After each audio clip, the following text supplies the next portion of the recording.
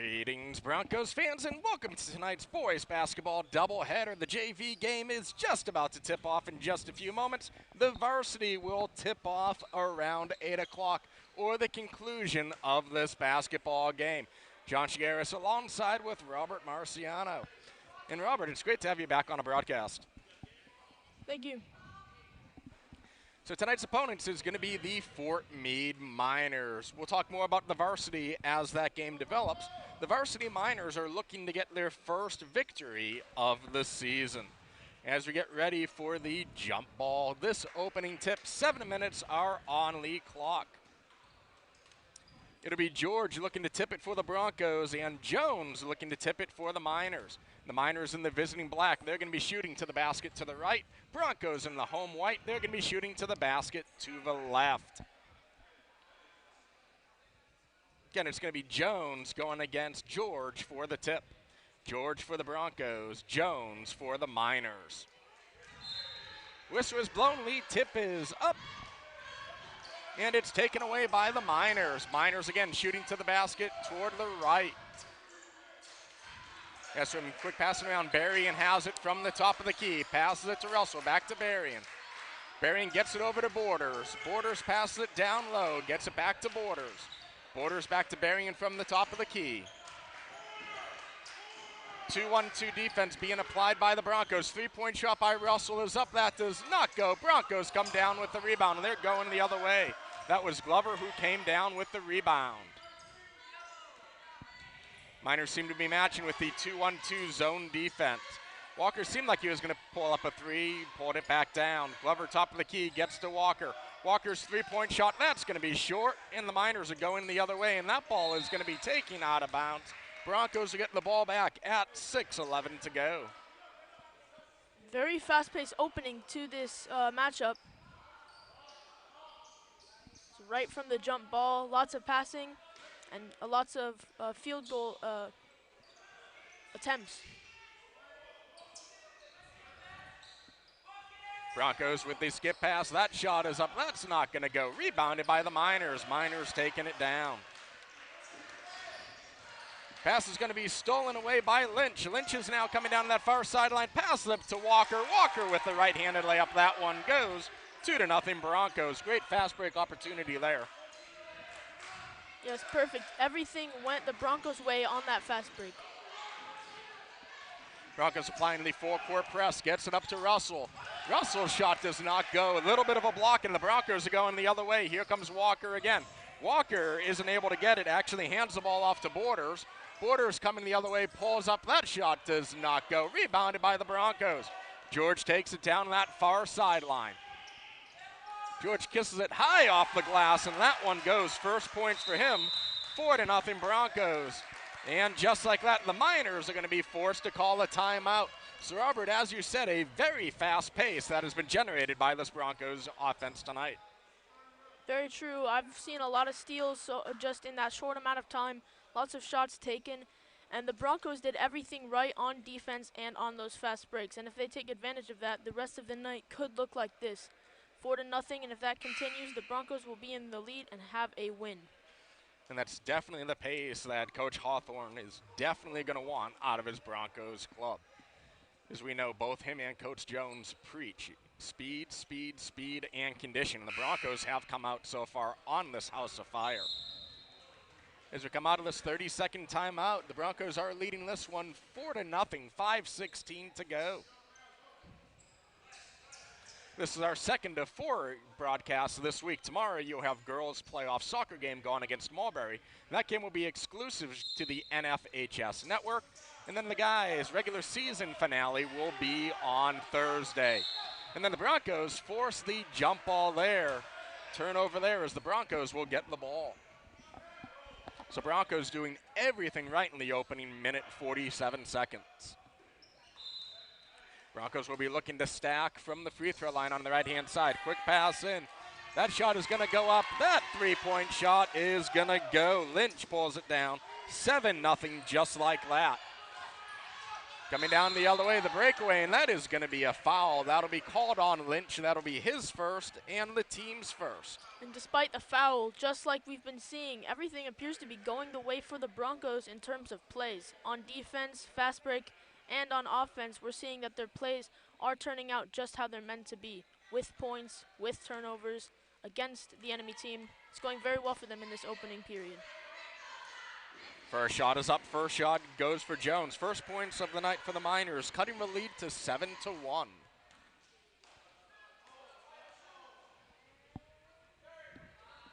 Second shot is up. Second shot goes off the front of the rim. Broncos come down with the rebound. That was Bolivar.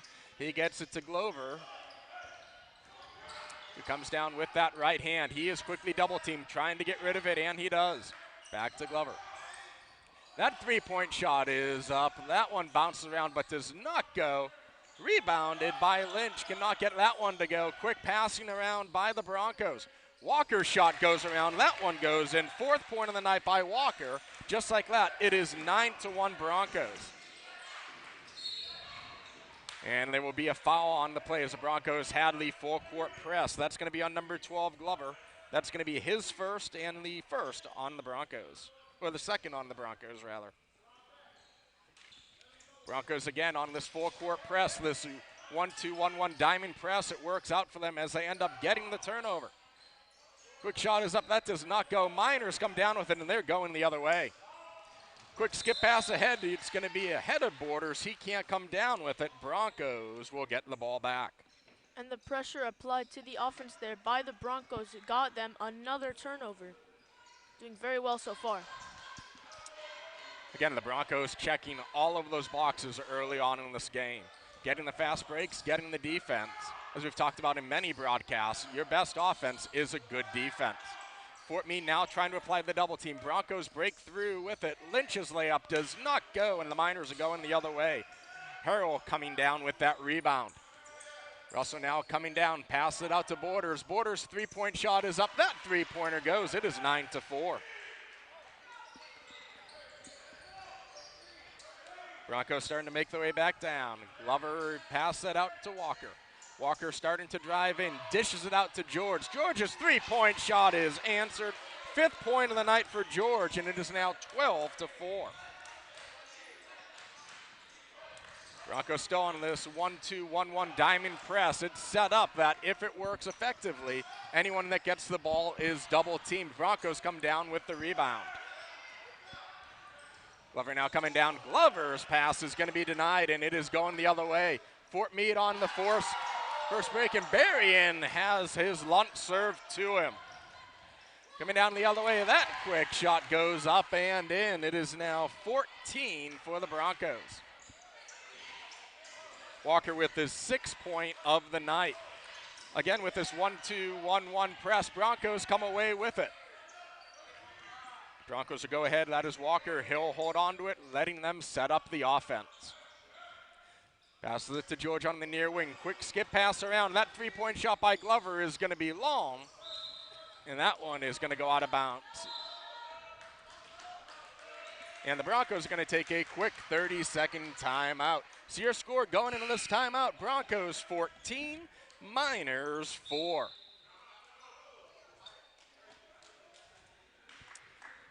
So Robert, definitely pace the Broncos started this game off, and they haven't slowed down whatsoever in this game. Very true. I mean, we saw post tip-off, great defense, and that's exactly what they've been going for. And the Broncos have had 2 threes that fell. George has 1 3. He has 5 points on the night. Lynch with a 3. He has 3 points on the night. The other Broncos scorer would be Walker. He has 6 points on the night. On the flip side for the Miners, Borders has 3 points. So we've had 3 3-pointers in this game so far. That basketball adage, you live by the 3, die by the 3. Jones with 1 point. He is 1 for 2 from the charity stripe. So that ball went out of bounds off the Miners. Broncos will take it under their own basket. They're running a stack on the far side. Quick pass in, gets it to the top of the key. Glover has it. Glover's three-point shot goes. That's going to go off of the rim, but it will try to save it, but ends up dribbling it out of bounds on the save. Miners ball, 2:30 to go here in the opening quarter. Broncos with a 10-point lead. Broncos instantly take it right away. That shot goes up. That one goes by Fadol. It is now 16-4. 4 different Broncos on the scoring sheet so far tonight. Fort Meade trying to come out of it, and they do with the passing. Russell comes down, takes it himself, right-handed layup. Does not go, but he's going to go to the line to shoot a pair. That one's going to be called on 35 Richards. That's going to be his first. Team now has 3.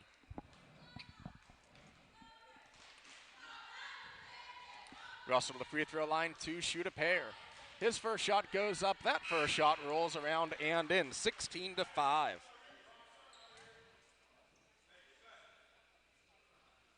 So free throws so critical in this game.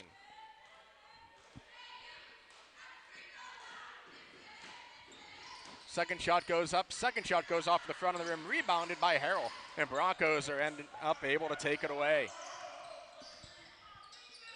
Pass it up to Gonzalez. Gonzalez from the top of the key as we go under 2 minutes here in the opening quarter.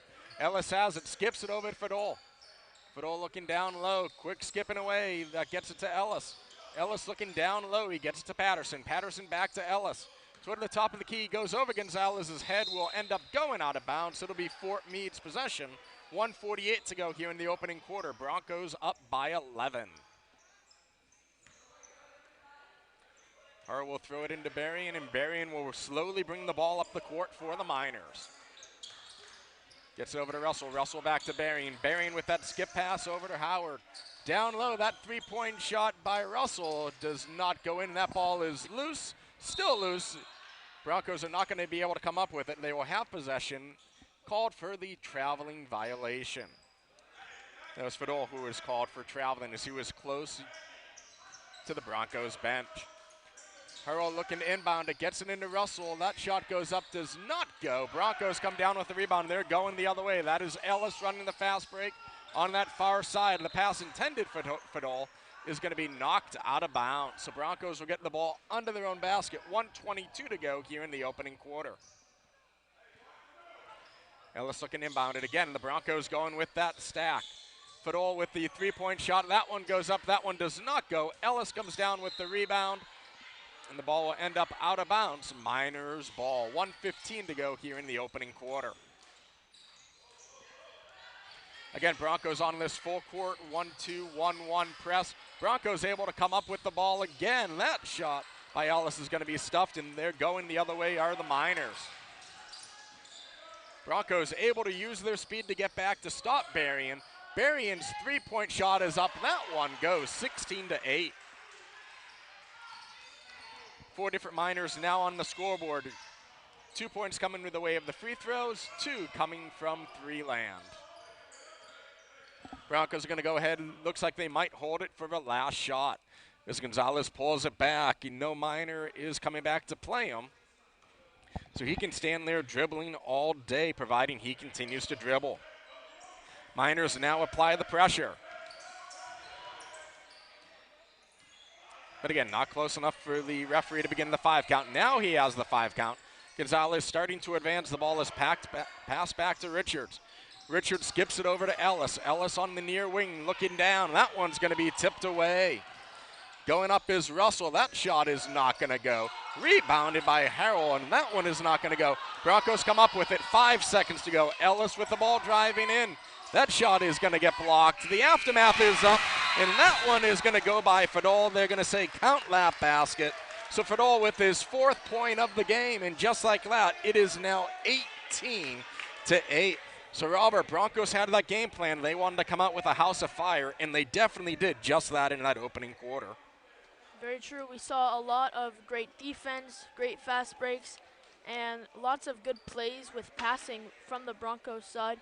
And while the Miners did try to have some of the passing of their own, it has not met the Broncos' level of defense as shown on the scoreboard, 18-8 in favor of the Broncos. And one thing the Miners continue to try to do that you can't do anytime you are pressed, the only effective way to break a press is to pass. We've been seeing this diamond press working so effectively for the Broncos, but every time the Miners have gone ahead and broken it, it's because they have passed it up, and just like that, the Miners quickly have a 3-on-1 or 2-on-1 situation. So if the Miners are able to get some of these passes going, they will be dangerous coming down the stretch.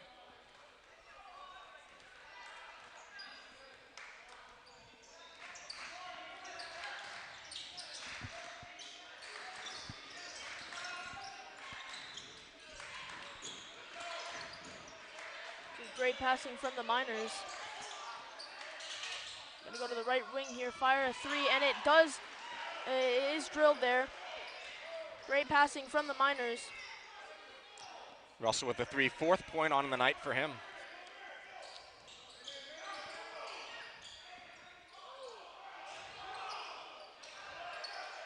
Broncos with a rebound to get the second chance shots. They are keeping it at the logo here, trying to make a play. Goes left, tries to get to a pass. It is deflected, goes into the paint for a great layup there. Great play from the Broncos. The Broncos tonight have spread out their scoring, not just one player getting it done tonight.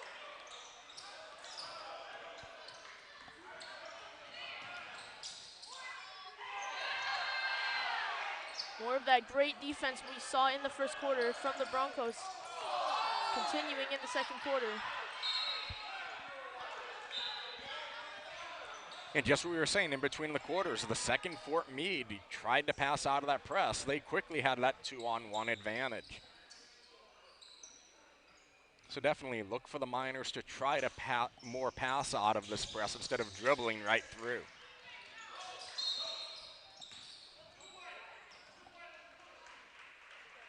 That foul is going to be on Ellis. That's going to be his first and the fourth on the team. Borders inbounding for the Miners.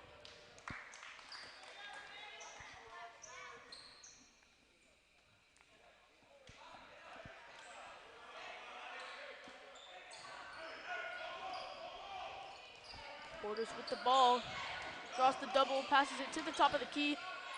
On the right wing, another three from the Miners. This time it is not going to connect. Fast break for the Broncos. And a beautiful fast break from the Broncos.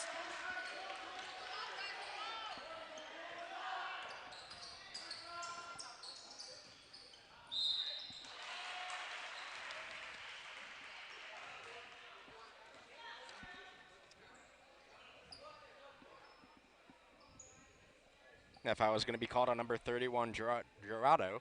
That's going to be his first and the fifth on the team. Basket counts. Jones will be going for the point after. He is 1 for 2 from the charity stripe tonight.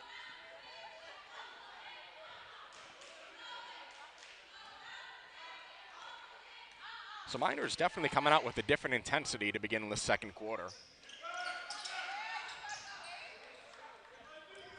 That was a miss there, and now the Broncos have the ball going up the court. Taking this play slowly. Legal screen will be called.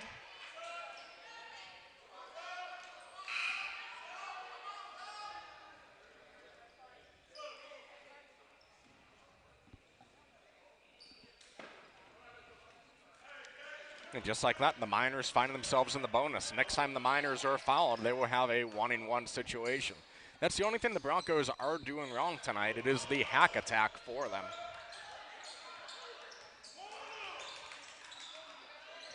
Miners keeping the ball above the three-point line now.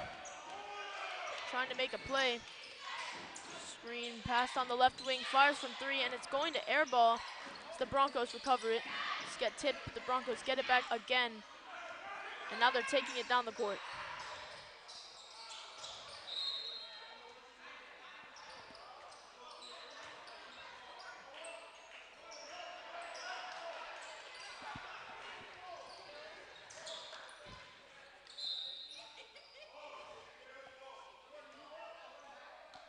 And as much as the Broncos are starting to adopt this fast play, they might want to try to slow it down just a little bit, as we're seeing many mistakes being made, especially with that errant pass we saw and now the kick out of bounds.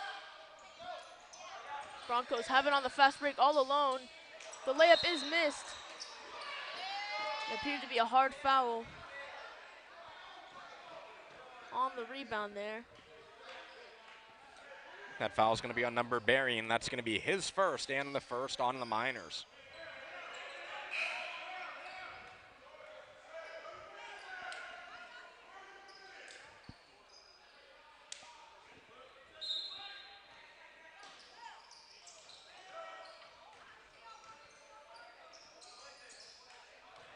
One of the rare times you actually see a team run to man coming on an out-of-bounds play.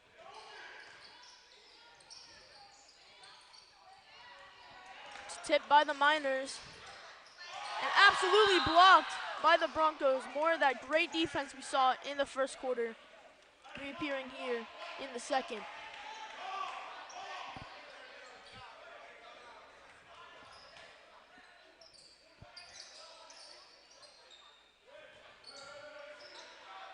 Miners take another three. It's not going to connect as the Broncos get it back. Taking it up the court slowly. Top of the key three, and it will be off. Miners have the ball and they're taking it up the court. And back to the top of the key now.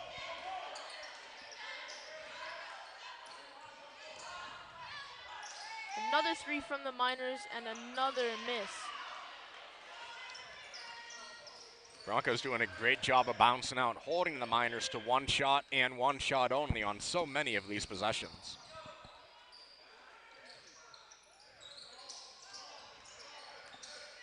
Broncos still have the ball, trying to get free of the defense there. Great ball handling and passing. A three from the Broncos, and it will be hit. Great play from the Broncos. Lots of passing and ball handling. Very masterfully. And now the Miners have the ball. Go for a floater in the paint. It will not connect.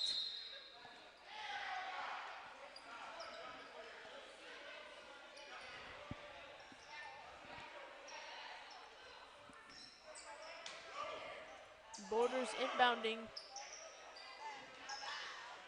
Now Miners have it top of the key. Pass to the right wing. Pass back. Miners cannot get free of the defense.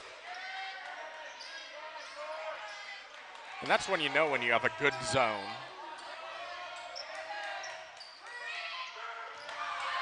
And the Miners cannot hit a three-point shot. And it goes out of bounds. Great defensive play from the Broncos.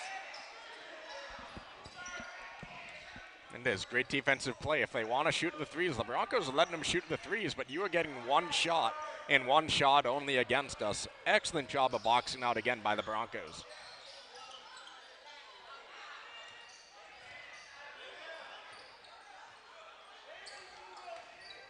Broncos drive in. Layup will be off. And Miners will have the ball as Borders inbounds it for Fort Meade. That's going to be called on number 11, Bolivier. That is going to be his first and the team's seventh. So it's going to be a 1-on-1 situation from this point forward. In the first half, the Miners are going to be going to the free throw line. They've struggled from the free throw line so far today. They are only 2 for 5 from the line. As we go under 2 minutes to play here in the opening half. Jones, who is the one shooting, is 1 for 3 so far from the line with 3 points tonight.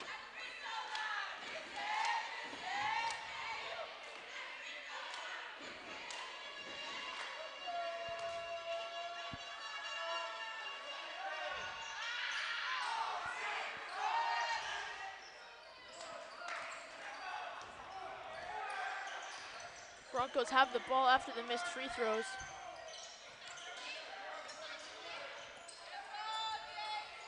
Tries to drive in, but throws it back out to the top of the key. Fires from three. It is a miss as the Broncos recover it. Cannot get the second chance points, but recovered again. And that's just great rebounding on the offensive end, making sure you're boxing out so you can get the multiple shots. So the Broncos doing it so well on both sides of the floor as the Broncos go and make a line change. And that can just change the game. Having dominance in the rebounding can just change the game so much. Those second chance points turning into third chance points, those can just change the game with the amount of points a team can rack up.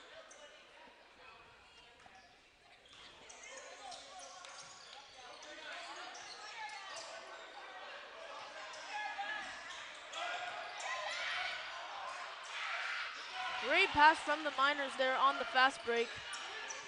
And the Miners learning from their early mistakes. They have seen so many shots get blocked. So, hey, I'm going to fake a shot, and then I'm going to get the quick pass for the easy lay-in.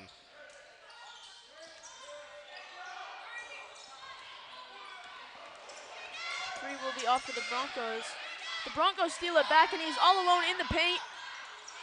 The layup is off. Broncos trying to get it back, but here's the Miners travel.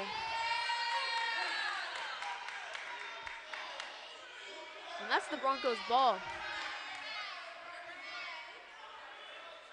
And again, Broncos have been taking advantage of the rebound, second chance opportunities. They've also been able to capitalize on these turnovers.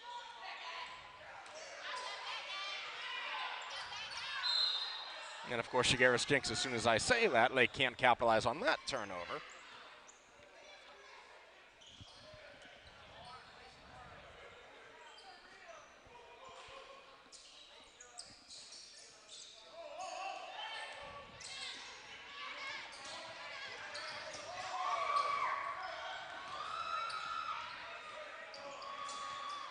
Miners trying to get a shot here. Trying to create an opportunity.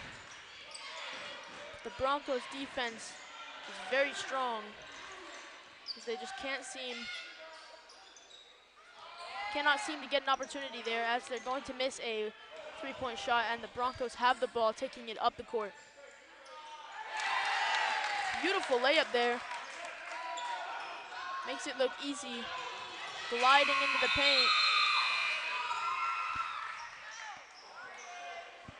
Another great quarter for the Broncos. Half, should I say, as lethal full court defense and great plays has given the Broncos the lead in this game. And it has Broncos doing it from all over the court. Your leading scorers in the game so far: Walker has 6 points for the Broncos, George has 5, Fadal has 4, Lynch has 3, and Glover and Richards each have a pair. Glover with that nice running shot. On the flip side for the Miners, Jones has 5 points, Russell has 4, Borders and Berrien each have 3. No one in foul trouble. The most fouls we have out of anyone is 1. So a very solid first half of basketball. We'll go ahead. We'll take a quick break on this halftime. We'll be right back here on the Broncos Broadcasting Network. Stay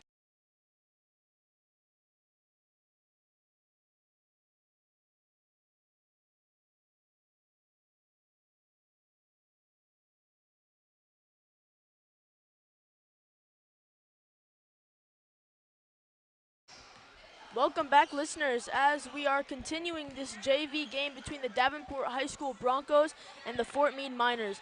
The Broncos are leading with a score of 27-15, as warm-ups will be coming to a close here soon.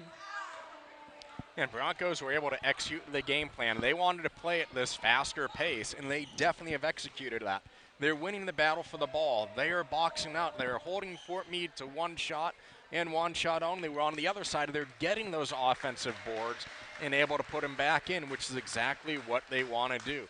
In this full court press, this diamond press, which Kentucky made famous, that 1-2-1-1 press, they have been working to absolute perfection. So the Broncos have definitely been checking every box in tonight's contest.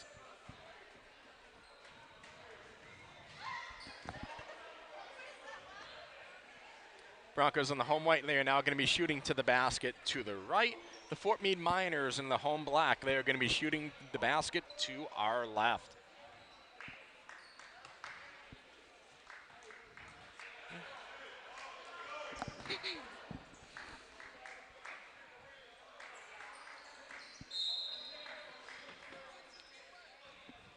Broncos inbounding the ball to start off this second half. Quickly to the left wing. Driving into the mid-range for a layup, and it makes. Very, very good start to the second half. Trying to set the tone for the momentum. 7th point of the night by George, and that was just an excellent finger roll.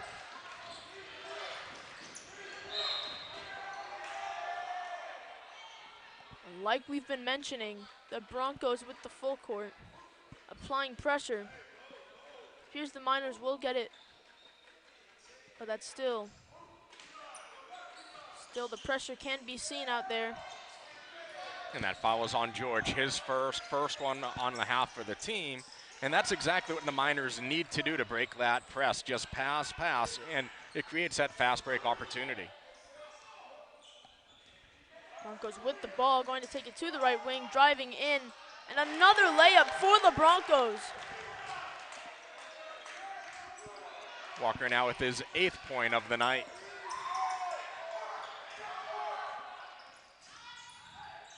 And a block from the Broncos. Jump ball.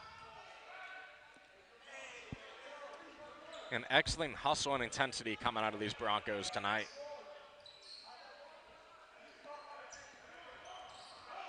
Will be Miner ball. And the Broncos apparently forgot what side of the court they were playing on there.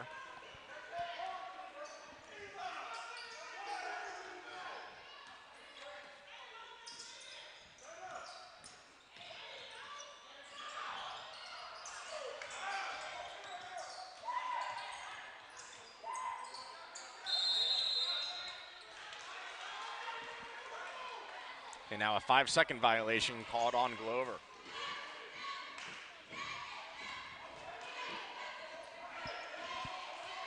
Miners inbound the ball. Pass to the left wing, 3. It's going to miss, but they get the rebound back, and it's blocked. Miners recovering again. The Miners do make a layup there. And Harrell now has 6 points, all 6 points for the Miners this half.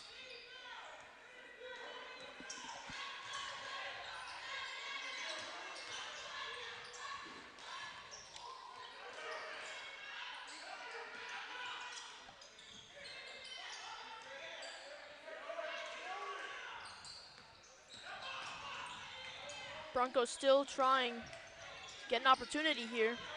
Lots of passing.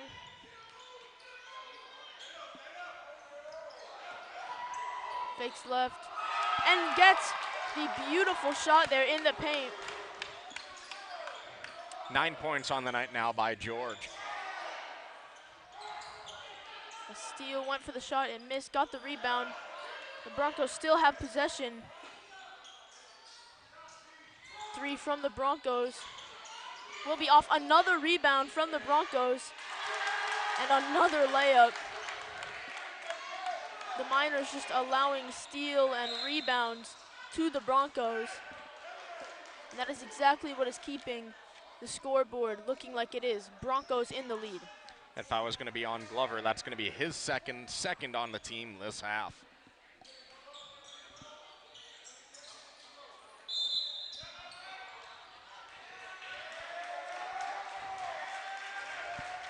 That intensity is going to force the Miners to go ahead and call a 30-second timeout. Broncos are bringing intensity, just like you said. That will keep their momentum going in this game. Lots of full court presses and great offense. But they are also giving a lot of fouls to the Miners, which they'll have to get discipline on to keep that lead for the rest of this game. That's one thing we saw in that first half, is they had 7 fouls, allowing the Miners to get to the charity stripe. Here we are, not even 3 minutes into this half, already with those 2 fouls. So if they can start dialing it back, start playing defense more with their feet instead of their arms, they're going to be even more dominant than they have been in this game. Very, very true. Here's the Miners will inbound it.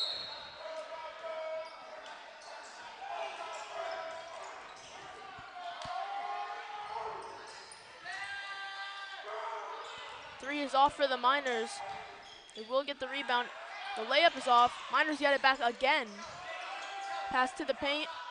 Another miss. as the Broncos finally recover the ball and are taking it up the court. And that's just a great job by the Miners, not giving up on an opportunity. Glover passing right wing. Passed into the paint. Will miss there. Now the Miners have the ball. Varian passes left wing. The three is off. They get the rebound and the points. Second chance layup. And a miscommunication on the Broncos' part, turning over the ball straight back to the Miners. Just like that, Broncos will call for another line change. 3:28 to go in this third quarter.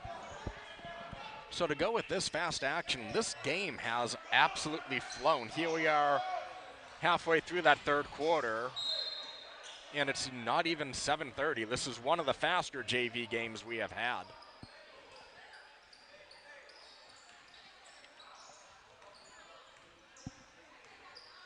Broncos taking the ball up the court.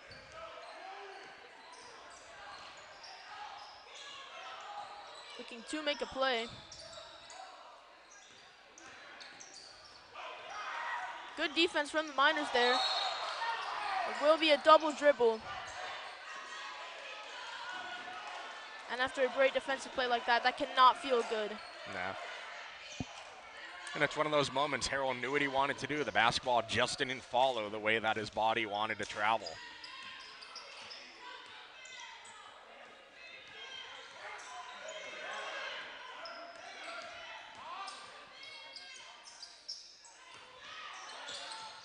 Broncos nearly lost the ball there, but they do recover it.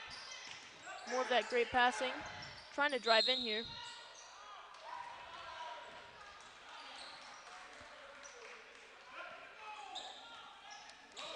Travel called there as the Miners get the ball. Broncos instantly recovering it with great ball handling. Going in, but do not hit the shot. Was a call there. That foul is going to be on number 1, Borders, his first and the first on the team. So if we talked about the difference from the Hacks, the Miners this entire game only have 2 fouls. I'm going to say that foul is on the floor.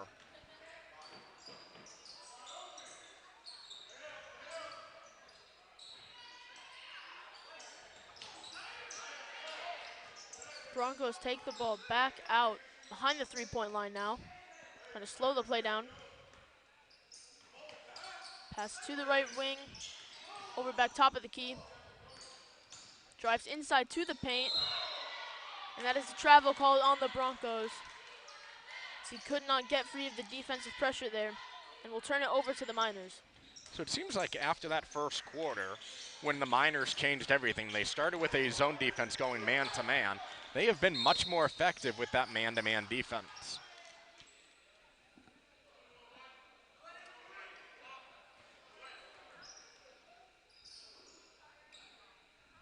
That foul is going to be on number 21, Patterson. That's going to be his first and the third on the Broncos.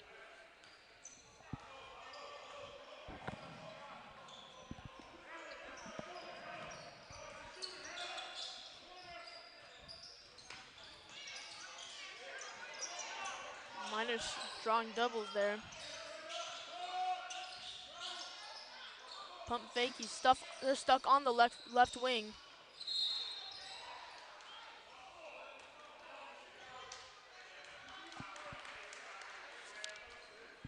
That foul is going to be on 35, Richards. That's going to be his second and the fourth on the team. So again, the Broncos starting to run up fouls in this game. Broncos with the steal.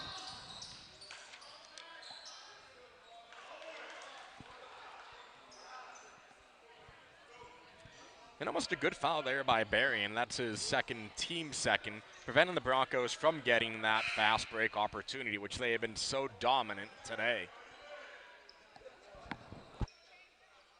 So there are definitely times where there is a good time for a foul. That was definitely it by Fort Meade.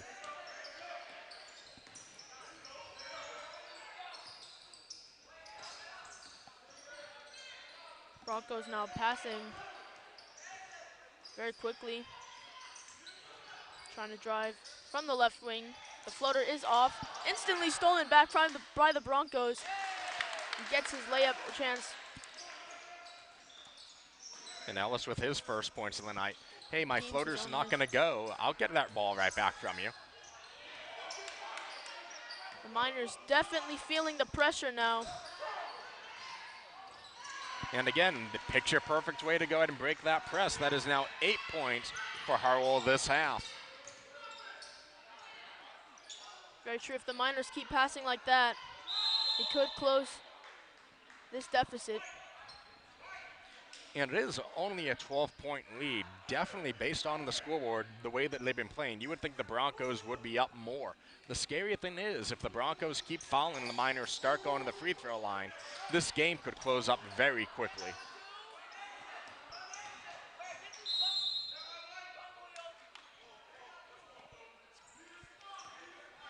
Timeout there. Both teams returning to the huddle.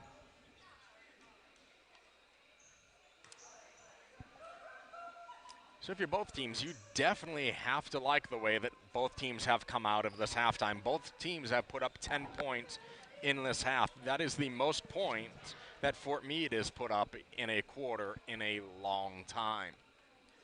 So if you're the Broncos, you definitely have to shore up this pass. Fort Meade is realizing, hey, how do we beat this press? We're going to pass, pass, pass. We're going to do this fake layup as you keep going for this hack for the block. And Fort Meade is starting to capitalize on these terms that the Broncos have been doing all game. So Fort Meade has made some adjustments. We'll see if the Broncos can now counter in this game of chess. Very true. If the Broncos get greedy, then the success from their plays from the first half will slowly drain. And that's what we're seeing right now.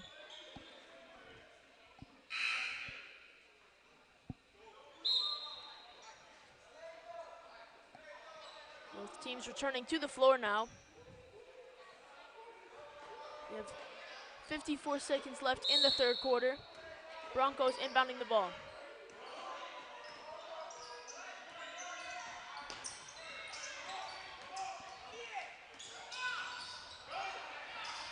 Stolen by the Miners. Fort Meade on the fast break. Pass to the right wing, taking it back out to the three-point line for a three, and it absolutely swishes it.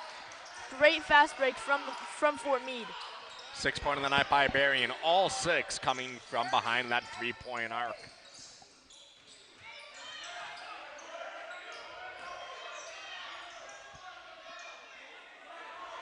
Broncos have the ball as the clock is running down.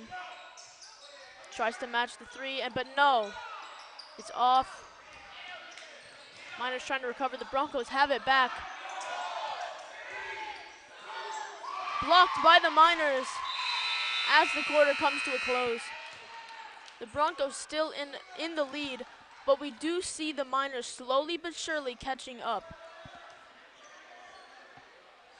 And it's one of those, it's just taking it one step at a time, slowly, slowly, slowly. You're not going to get back into it all at once. And for the first time in this game, the Miners have outscored the Broncos in a quarter. Miners having 13 points in that quarter versus the Broncos 10. So the Broncos coming out of this, coming into the fourth quarter, they need to shore up this defense. If you want to continue to press, maybe you want to have your back a little more to prevent this quick Hail Mary pass that the Miners have worked to perfection in that third quarter. Very true. Now, John, if you're the coaches, what are you doing to keep, if you're the Broncos, to keep your lead, and if you're the Miners, to catch up? Well, if you're the Broncos, obviously need to shore up this defense, not allow the Miners to go ahead, throw those Hail Mary pass, and get those easy layups. If you're the Miners, you want to go ahead, continue to talk about, get these passes in, pass, pass, pass. Don't try to dribble through this press. And if you're the Miners, start boxing out, because the Broncos are still holding the Miners to one shot and one shot only. As you see right there. Go ahead, Robert. Miners trying to get free of the defense, but the Broncos get it back, and a beautiful, very athletic layup there from the Broncos. Miners trying to meet it.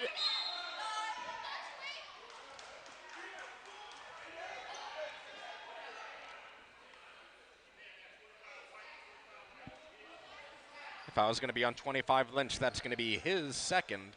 The team now has 5, so the Broncos definitely need to shore up this defense. The Miners have it, get it off to Berrien. Berrien, that 3 from the top of the key. That one goes. That's going to be the 9th point for Berrien. All 9 coming from behind the 3-point arc, and just like that, it's an 8-point game. Broncos dribbling it down that far sideline. Kicks it back to Richards, and Richards is going to get called for a traveling violation. Fort Meade now looking to capitalize on this turnover. It seems like as the Broncos have applied more pressure in this second half, the Miners have risen to the occasion. So Berrien coming in, going to his right, coming off of the pick, gets it down to Borders from the far corner, gets to Berrien. Another 3-point shot, that one's gonna go off the front of the rim. Borders coming in, that's gonna be a high shot. He's gonna be fouled.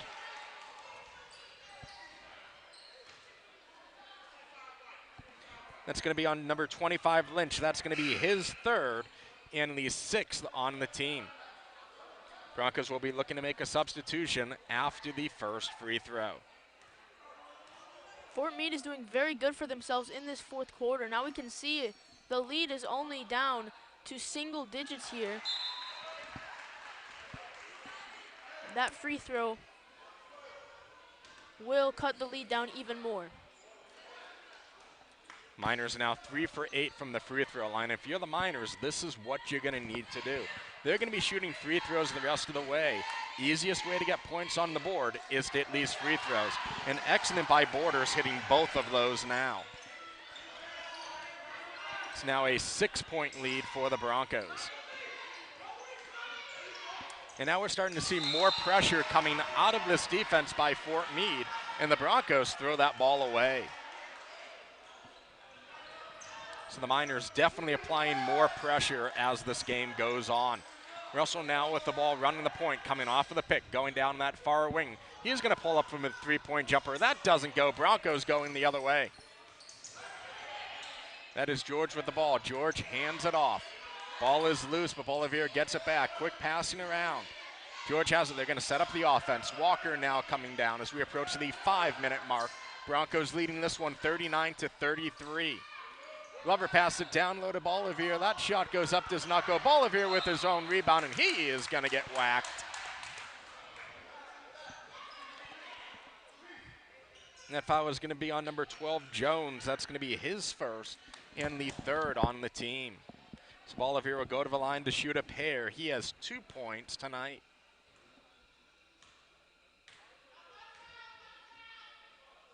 First shot goes up, first shot goes. And it's amazing to think that these are the first free throws the Broncos have taken all night. And it's taking for 5 minutes to go here in the 4th quarter.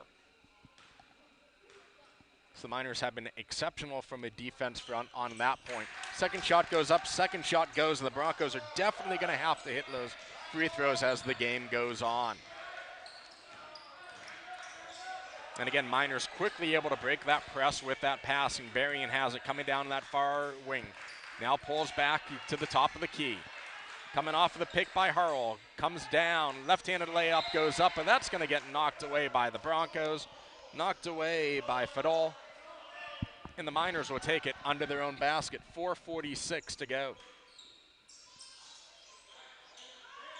Borders looking inbound. It gets it into Harrell, who passes it over to Jones. Jones kicks it back down to Jones. That lay-in goes. 9 points in the night by Jones, and it's down to a 6-point lead for the Broncos. And again, Fort Meade applying this full-court man-to-man pressure.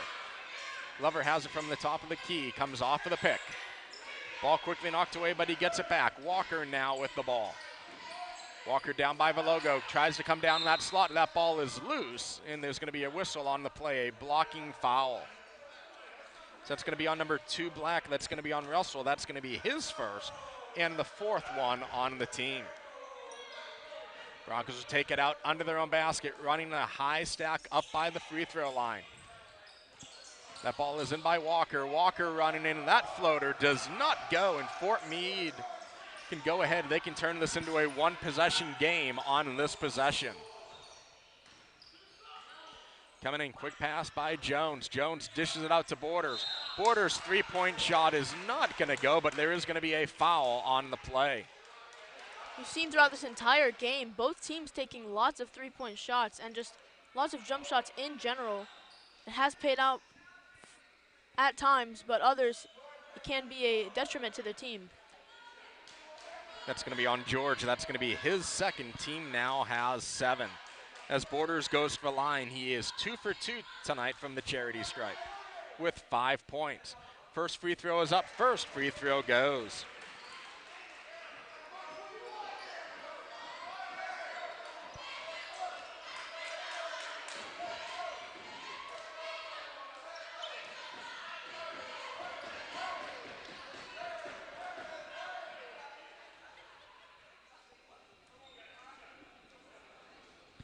Second shot of the 3 as Borders was shot, taking the 3 as substitutes were sent back out.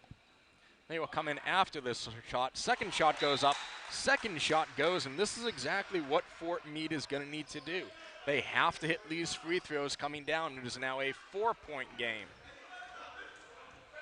Now, like we were talking about earlier, Fort Meade has basically closed this score differential now.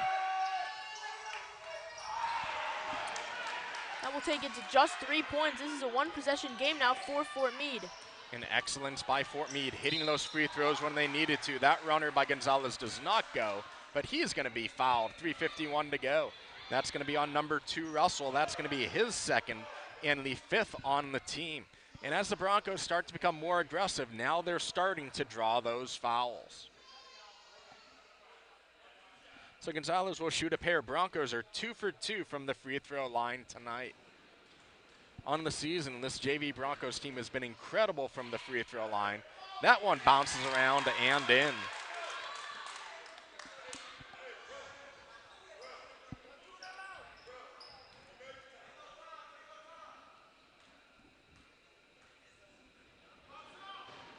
Second shot goes up, second shot does not go. Fort Meade comes down with it. It is a 5-point lead, 3 minutes, 48 seconds to go. Russell has it up at the top of the court, is able to get it down to Berrien. Broncos running this press, and there's going to be another foul, and the Miners are going back to the free throw line. Very intense defense from both teams. Foul is on 15 Gonzalez. That is going to be his first. The team has 8. So Berrien is going to go to the line. He's going to shoot the 1-and-1. He has 9 points tonight, connecting on 3 3-pointers in the game.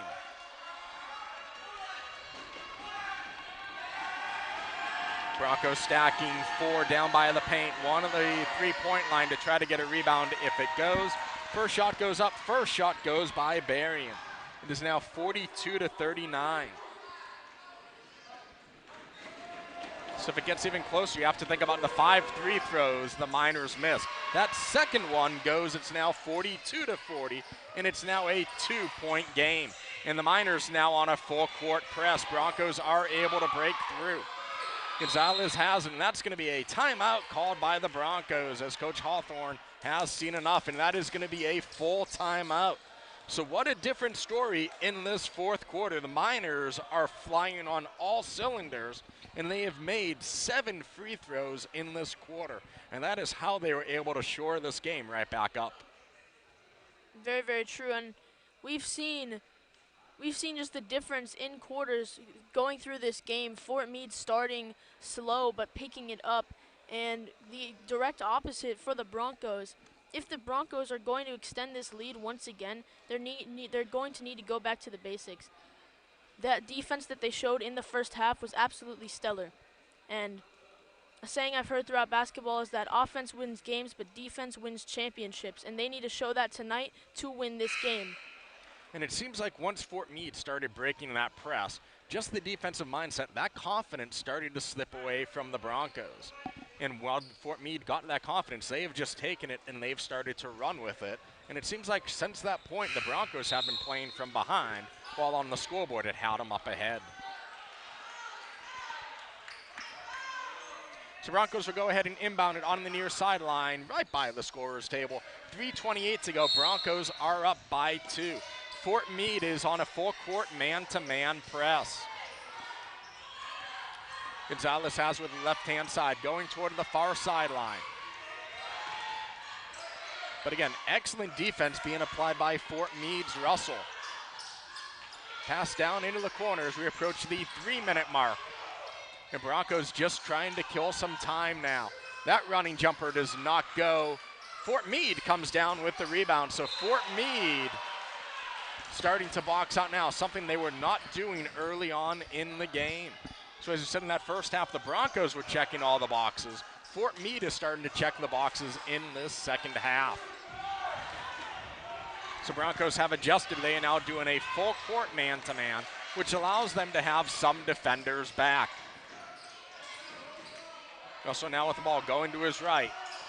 Cutting down from the free throw line. He picks up his dribble. Has to get rid of it. That's going to be a 5-second violation. So Broncos are getting the ball back. 2:44 to go. Broncos are up by 2. Gonzalez getting the ball. He has pressure as he starts to come down this near sideline. And Gonzalez is going to be fouled, and he'll go to the line to shoot a pair. Very, very important free throws as we draw nearer to the end of this game. Extending the lead with even just 1-point free throws can just mean a world of difference for these teams. Third foul on Russell, 6 on the team. So from this point forward, both teams will be shooting free throws. First one by Gonzalez does not go. Gonzalez is now 1 for 3 on the night. Broncos as a team 3 for 5 from the charity stripe. Gonzalez looking to double his output tonight, already having 1 point.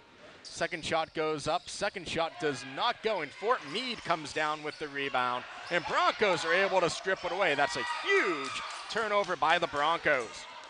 Glover have it, he's coming in, and that runner is not gonna go. Fort Meade tries to come up with it, but the Broncos end up back with it again as we go to under 2:20 to go here in the ball game. And it's gonna get to the point where Fort Meade is gonna need to foul. And that ball is gonna be taken away. Fort Meade is coming down, and that shot is gonna go up. It's not gonna go by Jones, but he is gonna be fouled. He's gonna go to the line to shoot 2. He could tie it up. That foul is on number 12, Glover. That's gonna be his 3rd, 9th on the team. So with it being 9 fouls, from this point forward, the Miners are gonna be shooting 2 from the free throw line. Jones is 0 for 3 tonight. First shot goes up, first shot goes, 42-41, and the free throws have definitely brought the Miners back into it. To tie the game. And he hits it.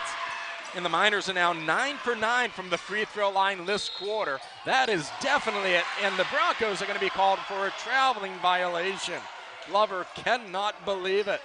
So the Miners will go ahead, and they were inbounding the ball under their own basket. We were approaching the 2-minute mark. We are tied 42-42. We were talking how the Broncos fouls might hurt them, and it has, as this game is now all tied up. Ball was loose, but Harrell ends up coming up with it. Goes right into a double team. Broncos trying to get it away. Gets it to Russell. Russell passes it back to Berrien.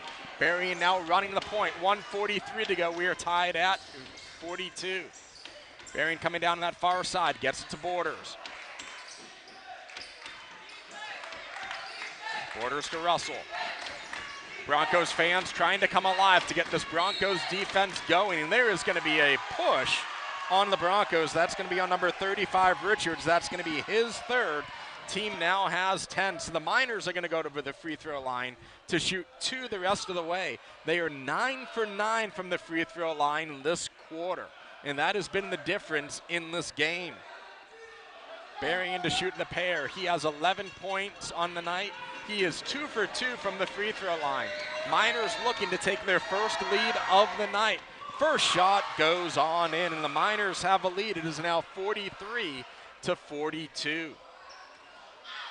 And this is where ball games are won. Robert said defense, the other way you win these ball games is with free throws. And the Miners are flying on all cylinders from that free throw line. Clutch free throws with just about 1 minute and 20 seconds left in the game. The three is off. So Miners going 11 for 11 from the free throw line. And that's going to be a full timeout called by the Broncos. So how this momentum has switched over. But again, it has been all free throws. The Miners going 11 for 11 this quarter, while the Broncos have gone 3 for 6. And there's your difference right there. If the Broncos hit all three of those, they have a 1-point game. So Robert, if you're the Broncos and you coach Hawthorne, what are you telling your team right now? Well, you're right. I did say earlier that defense wins games, but so does free throws, and that's what Coach Hawthorne has to be saying right now. You cannot give them those free throws. You cannot be fouling when they're just going to go to the line late in this game. It's a 2-point game. It's not the end of the world. So if they can get this game back on their shoulders and push it towards victory, that's exactly what they're going to get. Keep the fouls away. Stay on the defense. And again, the Broncos have really dropped off from this press. Berrien gets it to Borders. Borders now driving in, and that ball is loose. Broncos trying to get all over it, and the Broncos end up coming away with it. Coming down that far sideline, dribble right by. Excellent move right there, and we are tied up at 44. Insanely clutch layup there for the Broncos, tying the game. 54.2 seconds to go. Referee quickly checking on the score, checking on the time. As the Miners go to inbound it, as we are under a minute, we are tied up at 44. This Broncos crowd is coming alive. This is really the first time we have heard this crowd come alive in a JV game. Reminiscent of that varsity game against Davenport when that crowd brought the Broncos to that victory. Russell with that three-point shot. That does not go. Broncos come down with it. And just like that, the Broncos are going to call a timeout. Picture perfect, full timeout there by the Broncos. Right now you have the ball back. You have 32 seconds. There is no shot clock in Florida high school basketball. So go ahead, take the ball down, and you can go ahead and work for one shot and one shot only. That is very true. The Broncos have an advantage here. Even if they miss that one shot, they can take it to overtime, and there they can relax. Start making those plays again because they have more time to break away in overtime.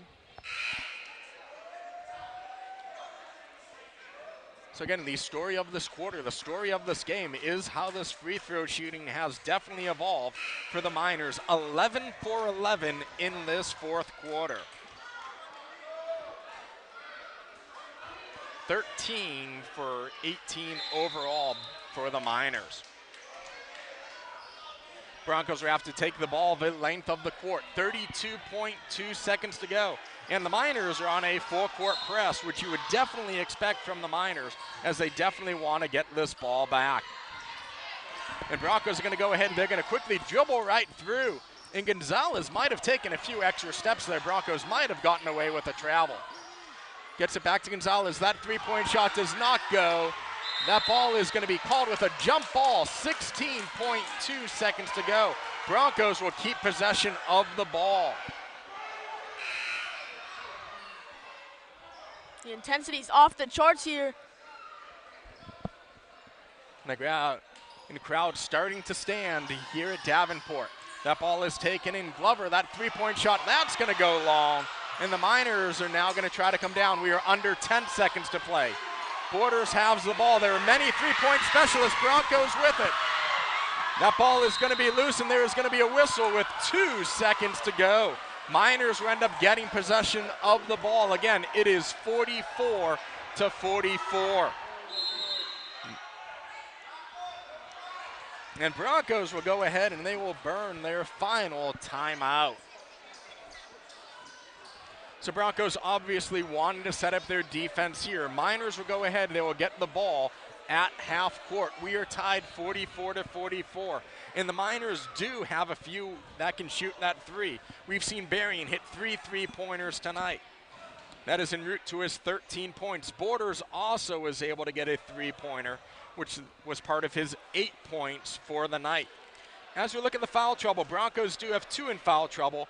Glover, Lynch, 3 rather, and Richards all have 3 fouls. For the Miners, Russell has 3 fouls. So if you're the Miners, you do have time to catch and shoot. There is 2 seconds to go, so there is definitely time to catch, pivot, look toward that basket, and hit that shot. As the first whistle and the first horn goes off. So again, Miners will inbound it from the far sideline, just about half court. It's going to be Borders to inbound the ball. Broncos appear to be going back in a zone defense, allowing the Miners to get that ball in.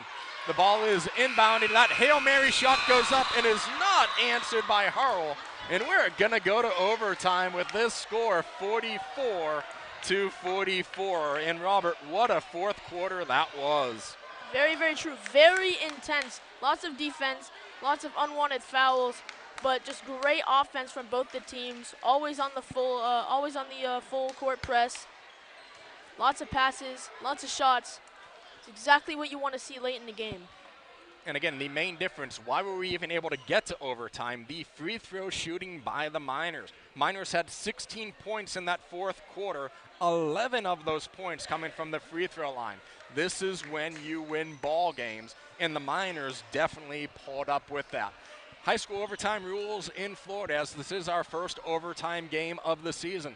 3 minutes go on the clock. Fouls do carry over. Each team has been given an additional timeout. Possession will still go the same way as it was in the second half. Broncos will still be shooting to the basket to our right. Fort Meade will be shooting to the basket to our left. There will be a jump ball to begin this overtime.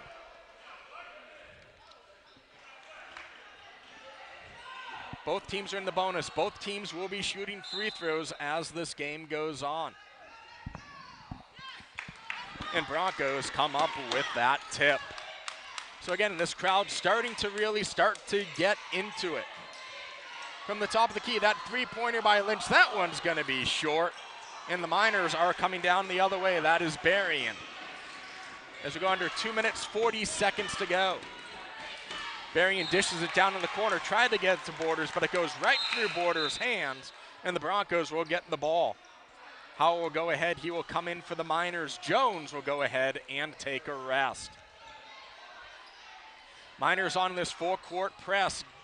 Broncos inbound to George. They do have numbers. It's 3-on-2. Running shot by George. Does not go, but he's going to go to the free throw line to shoot a pair. If I was going to be on number 2, Russell, that's going to be his 4th. The team now has 7. So George will shoot the pair. These are his first free throws of the night. He has 9 points so far tonight. And free throws have been critical.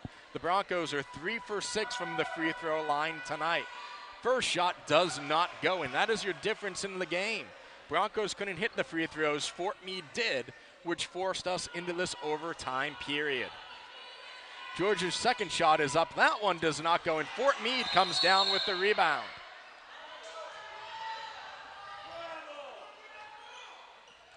And referees are going to go ahead and they will discuss how they want that play to go. 2:31 to go, and they are going to call a traveling violation on Fort Meade. So the Broncos will get the ball back under their own basket. 2:31 to go. We are tied at 44 apiece. George to inbound. That ball is quickly knocked away. And it was off on the Broncos. So Fort Meade will go ahead and they will inbound it. They're going to have to go the length of the court. 2.5 to go. Berrien with it. He passes it to Borders down in the corner. Down low to Harwell. That ball is going to be loose. Broncos trying to go the other way. Miners trying to come up with it. And they're going to say that the Broncos stepped out of bounds. So the Miners will get it to the left of the scorer's table. 2:16 to go. Still tied up at 44. Borders gets it into Berrien.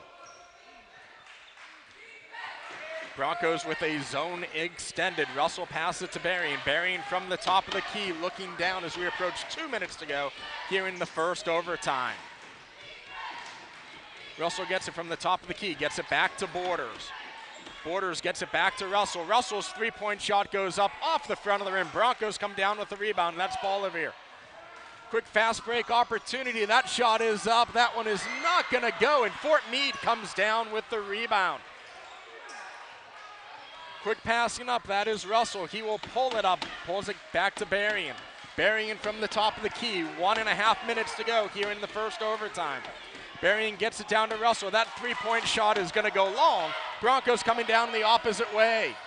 That's going to be George. George kisses it off the glass. That one goes 46-44. If I'm not mistaken, that is the first point we've seen in this overtime. And it is, and Fort Meade throws it out of bounds. Broncos will end up getting the ball. So the Broncos defense is starting to approach and starting to do what they did in this first half. And the Broncos are going to end up calling a timeout with 1:14 to go. Broncos have one timeout remaining. The Miners have 2 timeouts. So Robert, if you're the Broncos, what are you telling your team in this timeout? And we just saw that their plays are coming back to them, just like in the first half, like you said. So the Broncos are really telling themselves that they need to get back on the defense and get back on those good plays. Great passing, and we saw a lot of points from the paint from them this game. And if they continue that, they could easily take this overtime and get a win for this game. Your foul trouble for the Miners. Russell has 4 fouls. He has 4 points on the game, but he is one of those 3 three-point shooters that the Miners do have. For the Broncos, Glover has 3, Lynch has 3, and Richards has 3. Both teams will be shooting free throws for the remainder of this game. Anytime that Fort Meade is fouled, they are going to be shooting 2 for the duration of this game. 1:14 to go here in the first overtime. Broncos looking to try to extend this timeout to their advantage. As we take a look at the possession arrow is facing Fort Meade's way. Broncos are inbounded on the near sideline as Fort Meade goes with a full court man-to-man. Ball is passed into the backcourt. Walker would take it down with his right hand, quickly double teamed. Pass it back to the top of the key. We have 1 minute. Gets it back to Walker. Walker going to his left, driving in. Again, passes it back as the Broncos starting to kill some clock. Under a minute to go. Back to Walker. Fort Meade might want to start fouling. Fort Meade applying the pressure, and again Walker with the ball, now driving in. Fort Meade tried to commit the foul, but it was not called. And now we will finally have the foul called. That's going to be on number 23. Oh, that's going to be his first. The team has 8. So definitely if you're Fort Meade, you need to foul and force the Broncos to go to this free throw line. The Broncos are 0 for 2 from the free throw line tonight. Amazing ball handling from the Broncos to run the clock down this late in the game. First free throw is up on the 1-and-1. First one goes, and that is absolutely huge to extend this to a 3-point lead. And that is now 4 for 9 rather for the night. That was 0 for 2 from the charity stripe in this first overtime. So Fort Meade is stacking inside here with 4 men trying to get this rebound. 38.3 seconds to go. Second shot goes up, that second shot goes, and it's now a 4-point lead for the Broncos. Broncos electing not to press, but pulling it back. Gets it down into Borders. Borders gets it back to Berrien. Berrien skips it over to Russell. Russell back to Berrien. Berrien trying to dive in, that running floater, that one goes. It's down to a 2-point game. Again, Fort Meade is probably going to have to foul Ann Layar, and that's going to be on Russell. And I believe Russell is just fouled out of this game. And he has. Russell was fouled out, so number 10, Bell, will come back into the game. It is a 2-point game, still shooting the 1-and-1. George will be shooting. He is 0 for 2 from the free throw line tonight with 11 points. George's 11 points is leading all Broncos scorers. First shot of the 1-1, that one does not go. Ball is loose. Ball is now on the floor, and there is going to be a timeout called by the Broncos. Excellent time to use your final timeout to make sure a jump ball is not called and to make sure that if the Broncos obtained possession, they were not called with a traveling violation.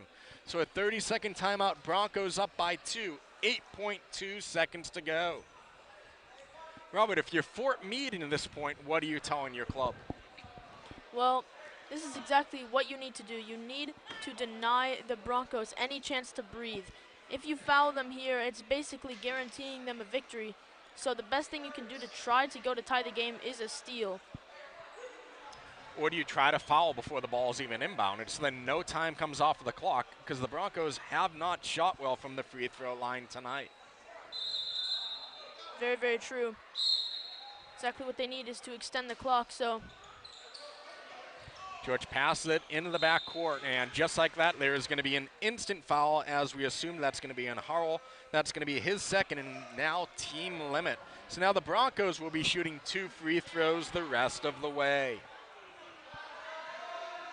Broncos are 2 for 6 from the free throw line in this overtime. 6.5 seconds to go. Broncos do not have any timeouts. Fort Meade does have 2. First free throw is up. First free throw goes. It's now a 3-point game. And this free throw right now is huge. Trying to make it a 4-point game so the Miners can't tie it on one shot. Second shot goes up. Second shot goes. It's now a 4-point game. Incredibly clutch there. 3-point Hail Mary is not going to go, and the Broncos end up taking this one in overtime by a score of 50-46. But Robert, you have to be impressed with what Fort Meade was able to do in that second half. Very, very true. I mean, you could see on some of the faces that they weren't happy with the outcome. They're probably thinking right now they should have blown out Fort Meade, but they let them catch up, and they had to go into maximum overdrive in the end there at that overtime to get the win. So take a look at our leading scorers for the Miners. Berrien had 15, Jones had 11, Harrell and Borders each had 8, Russell had 2. Not in order for the Broncos, Ellis had 2, George had 11, 2 of which coming in overtime. Bolivier had 4, Glover had 2, Walker had 8, Fadal had 4, Gonzalez had 1, Lynch had 3, and Richards has 2. We're going to go ahead. We are going to step away. The varsity game will be coming up momentarily in 15 minutes. Please stay with us. Again, your final from this JV game in overtime. Broncos 50, Fort Meade 46. We will see you in about 10 minutes. Stay tuned.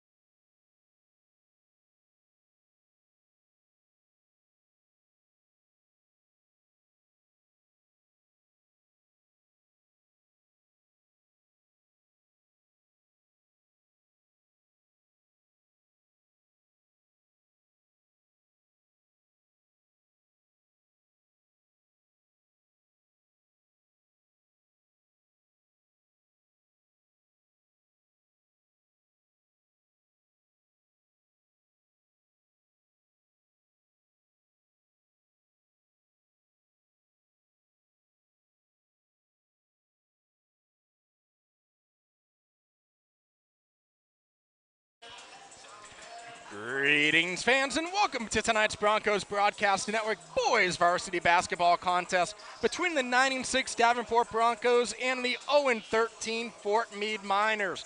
If you are just joining us, oh, did you miss a junior varsity game in which the Broncos ended up beating Fort Meade by a score of 50-46 in overtime. I'm John Chigueras. Thank you for joining us. Robert Marciano will join me momentarily. The Broncos are looking to put an end to their one-game losing streak and have won 5 of their last 6 games. The Broncos were last in action this past Friday night as they travel to face their crosstown rivals in the Ridge Community Bolts. Chase Raggan Moore led all scorers with 22 points, but it was not enough as they fell 65-54 against the Bolts. Robert, tell us about the Miners. The Miners are looking to pick up their first win of the season. They are led by freshman Nizer Barron, who averages 14.4 points a night, and senior Ryan Screen, who has averaged 12.3 points per night. The Miners were last in action this past Friday when they hosted the Avon Park Red Devils. Barron had 14 points and Screen had 7, but it was not enough as the Red Devils never trailed in the game and won 42-35. So this is going to be the second meeting of the 2021-2022 season between these two teams. Back on January 6th, the Broncos defeated the Miners by a score of 61-40. Brindley Vanderveer led all scorers with 17 points and 24 rebounds for his double-double. Ray DiPigo added 15 points in the victory. Robert, what about common opponents? The only common opponent these teams have faced off against is Fort Meade. On November 18th, the Broncos defeated the Miners by a score of 40-36, while the Dreadnoughts fell to the Miners on November 29th by a score of 60-28. So as we go ahead, as we look around the 4A District 7 divisional standings, by percentage points, Discovery Academy is in first place with a 14-6 record. McKeel Academy is in second with their 13-6 record, followed by the Davenport Broncos at 9-6. So at this point, the Broncos would host a first-round home playoff game. Tenorock comes in with a 7-8 record. Mulberry has a 6-7 record, followed by Lake Region with their 4-17 record. Robert, who do we have in action tonight? In local action tonight, in games that have already tipped off, Mulberry hosts Freedom and Discovery is hosting Victory Christian Academy. When we come back, we will have the tip-off here on the Broncos Broadcasting Network. We'll be right back.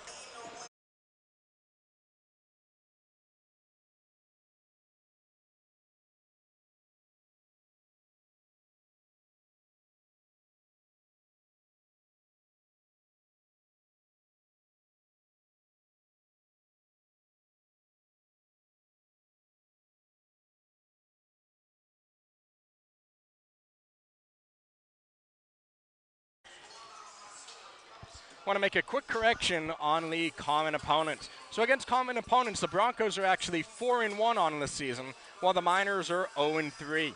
The Broncos defeated Haines City 54-45 on December 7th, Lake Region 47-33 on December 9th, before falling to Frostproof 56-48 on December 6th, rebounded to beat Lake Region 68-55 on January 7th, and then Frostproof last week 56-46. Robert, what about the Miners? The Miners lost to Mulberry 62-49 on December 8th, Haines City 65-28 on December 29th, and lost 77-42 against Lake Region on January 11th. And again, if this crowd is half as energetic as they were in the closing minutes of that JV game, it is going to be absolutely incredible.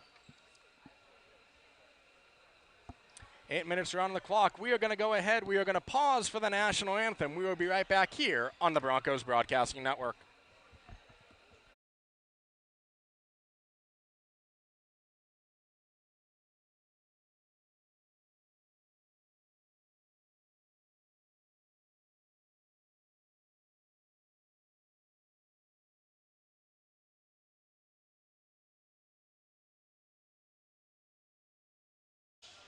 And we are now just seconds away from tip-off between tonight's contest between the Davenport Broncos and the Fort Meade Miners. Robert, you're going to have to assume it's going to be just like that JV game. Broncos are going to have that same attack coming out. They're going to want to rebound, hold Fort Meade to one shot, and we're probably going to see the same type of press out of the Broncos. Very true. It's just about keeping momentum in games like this. We've talked about it many times before on the network, that after JV games or after girls games, will the momentum be kept? And we're going to see if the Broncos can keep that pressure that they had on defense and just keep that win in general with the momentum going into this varsity game. Miners wearing the visiting black. In this first half, they're going to be shooting to the basket to our right. Broncos in the home white, they're going to be shooting to the basket to our left.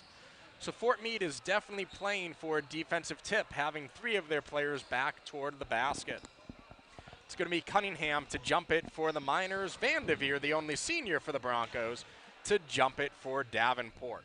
So a different setup for the gym for this varsity game. Typically the cheerleaders this season have been right behind the Broncos bench, but today they have gone ahead and they have moved toward the other side of the gym.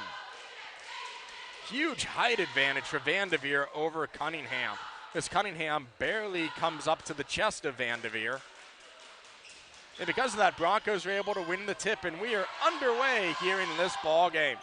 And this crowd is electric already.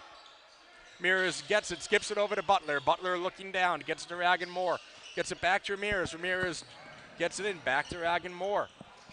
Gets it back to Ramirez. That three-point shot goes up, that one goes. Broncos quickly up 3-0. And Broncos do apply this press right away. We'll see if Fort Meade is able to come out of it. Betrian has it up on the near sideline.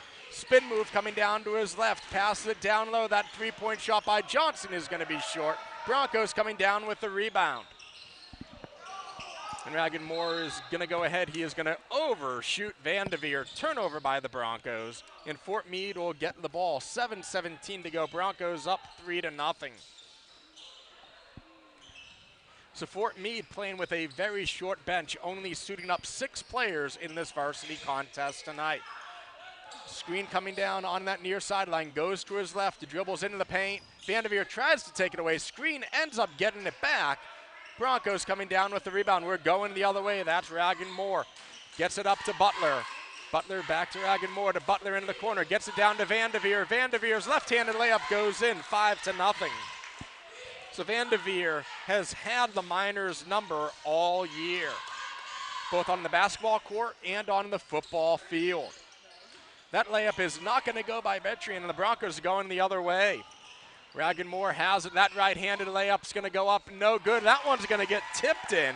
Was it Vanderveer or was it Ragan Moore that tipped that one in? As we're looking back, it's looking like it was Vanderveer that actually tipped that one in. 7-0 now for the Broncos. Broncos with this man-to-man pressure. That one's going to be taken by Vanderveer. Broncos do have numbers. Quick pass down, that shot is going to go up. That one is not going to connect by Ramirez, but Broncos get the rebound. Butler with the three-point shot. That one does not go. Ball is loose, and Miners are going to come up with it. That screen coming down, taken away by Butler. 3-on-2 situation, gets it down to Vanderveer. Vanderveer spins, gets his own rebound, kisses that one high off the glass, and that one goes. That's 6 points now by Vanderveer. 9-0 as Fort Meade is able to break that press. Butler comes down with the rebound. Coming the other way, that's Ragan Moore with it. Passes it down low. Quick pass back to Ragan Moore. He gets that one to go. His first points of the night. And just like that, it is 11-0 with 5:20 to go. Quick pass coming down the other way, and there's going to be a foul on the play. Cunningham's shot cannot go in. It's going to be called on number 14 by the Broncos. That'll be their first, team's first.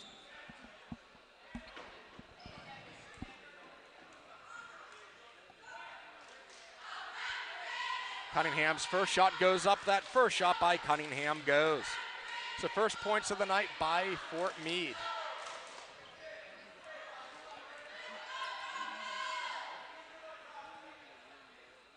Second shot goes up. Second shot does not go. Vanderveer comes down with the rebound. Quick passing around. Vanderveer now has it. Kicks it out. That three-point shot is going to go up. That three-point shot is answered. Ragan Moore with that three-point shot. Broncos again going with a full court press.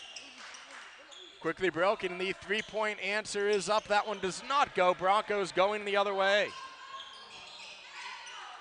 Ragan Moore has it in the near corner. Skips pass it over to Ramirez.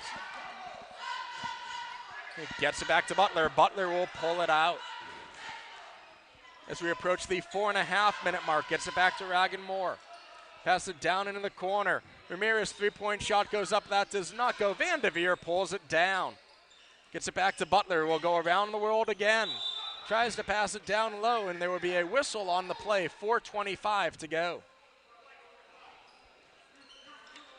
Just like what we were talking about, momentum from the JV game appears to be coming through into this varsity game. Foul on Cunningham, his first, team's first. That three by Raganmore goes in and out. And Fort Meade is going the other way. Butler tries to tip it back, but Johnson gets the ball, tips it to Slater. Slater's shot goes up, does not go. Broncos come down with the rebound as we approach the 4-minute mark. Quick passing around, Butler has it. Butler passes it down low, and there will be an offensive foul called on the Broncos.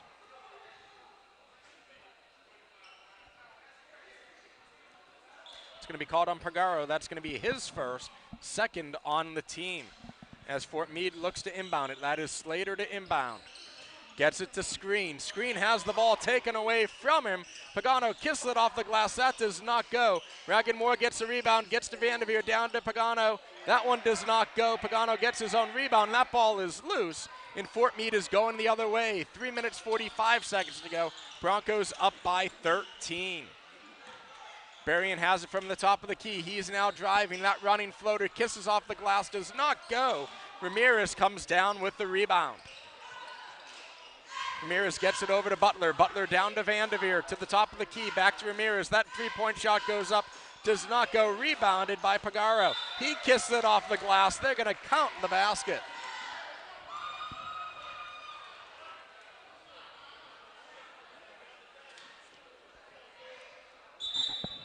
So that's going to be on Slater. That's going to be his first and the second on the team.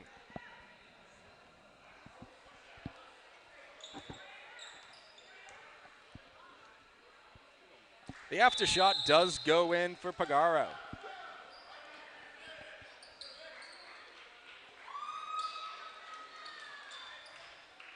Just like that, it should be 17-1 on the scoreboard. There, the points now go up.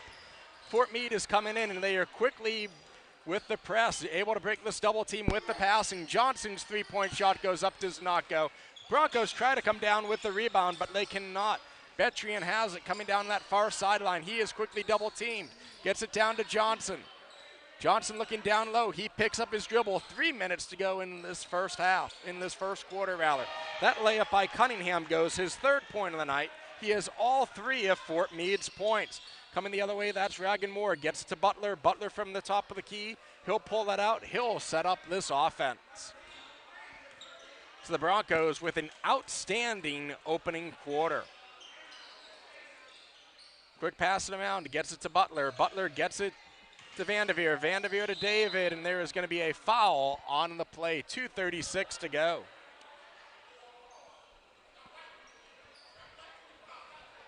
That's going to be on number 25, Cunningham. That is going to be his second and the third on Fort Meade. As Butler looks to inbound the ball. Able to get it in. Ramirez, three-point shot does not go. Ball is loose, and Butler comes up with it, and there will be a foul under the basket. 2:28 to go.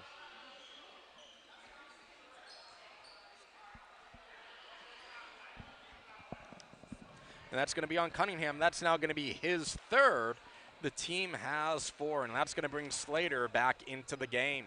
Butler to shoot a pair. His first shot goes up. His first shot goes in. Making it an 18-3 ball game. And John Chigueras here with Robert Marciano. We thank you for joining us on this Tuesday night. Second shot by Butler goes up. Second shot goes. Butler being an exceptional free throw shooter, as this entire varsity team is. 3 for 3 on the night.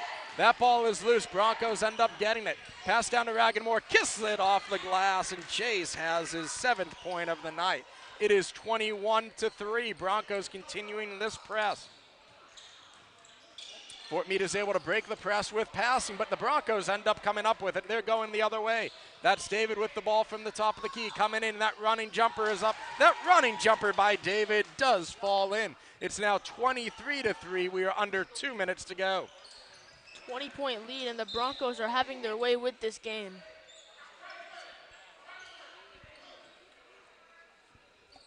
Pressure on defense and pressure on offense. Great intensity from the Broncos. That foul is going to be on David. That's going to be his first and the third on the team. As Fort Meade slowly brings this ball down. That is Slater who has it knocked out of bounds by Ragan Moore. And Fort Meade will get possession back. Quick substitution as Vanderveer will go ahead and take a quick rest with the Broncos up by 20. Slater trying to come down this near sideline. Again, Broncos still on this full court press. That's Simmons coming in. Kisses it high off the glass, does not go. Broncos come down with the rebound, going the other way. It is Negron with the ball, gets it up to Butler. Butler Ragan Moore, a quick skip pass. Gets it down into the corner. And again, Broncos passing all over, but Fort Meade comes up with the ball. They are coming down as we approach the 1 minute mark here in the opening quarter. Broncos leading this one by a score of 23-3. Slater has the ball, dishes it to Johnson, who passes it back to Screen. Screen from the top of the key. Has the ball taken away, but able to get back. And Broncos end up pulling down that rebound as we go under 1 minute. Butler coming down, quick pass to Raglan Road. Ragan Moore ends up getting that ball to go, 25-3. Fort Meade, go ahead, Robert. First quarter clock is running down here. Broncos are still in possession of the lead. Three-point shot does go by Slater. He is one of those threats that Fort Meade has. He can shoot down to a 19-point lead. As we go under 20 seconds to go, Butler sets up the play. Fort Meade going into a 2-1-2 zone defense with no one coming out. Butler is just going to stand there and let this clock go down. Under 10 seconds to go. Butler now setting it up. Quick pass in the corner. Negron shot goes up. That one does not go. Ragan Moore gets it. He throws it up. Does that one beat the buzzer? They are going to say, officials are nodding. They say that one does beat the buzzer. So 11 points in the opening corner for Chase Ragan Moore, and the Broncos are leading this one by a score of 27-26. So Robert, we talked about that game plan. The Broncos wanted to have this press. They wanted to go out, force Fort Meade to have one shot and one shot only, and that's exactly what they did en route to this 21-point lead. Very true, very true. We're seeing in the varsity game that, just like we said, momentum would carry over in favor of the Broncos. The key difference being those cracks, those flaws in JV's game appear to have been filled by varsity, as there's just no cracks in their game. Great pressure on offense and defense is leading them to this scoreboard, or to the score of 27-6 in favor of the Broncos. So your leading scorers after one quarter. Chase Ragan Moore has 11. Brindley Vanderveer has 6. Ramirez has 3. Pagaro has 3. David and Butler each have 2 apiece. On the flip side for Fort Meade, both Cunningham and Slater each have 3 points each, which brings our total up to our 27-6. As we look at foul trouble, Fort Meade does have 1 in foul trouble. That is Cunningham. Cunningham already has 3 fouls. And Cunningham will come out to begin this second quarter. So if you're the Broncos, you are definitely going to want to continue to go toward Cunningham to see if they can get him deeper and deeper into foul trouble. Fort Meade will get the possession to begin this second quarter, and with play-by-play in the second quarter, here's Robert Marciano. Slater inbounding for the Miners. It's instantly stolen by the Broncos. And Negron with a great fast break layup there. Miners taking it up the court again. Trying to slow down the play. And again, we've seen it the last few home games. It is awesome to see this type of a crowd here. Broncos with Davenport High being this brand new school, but the fans have definitely taken to this school. Be a foul called on Johnson. Turnover for the Broncos.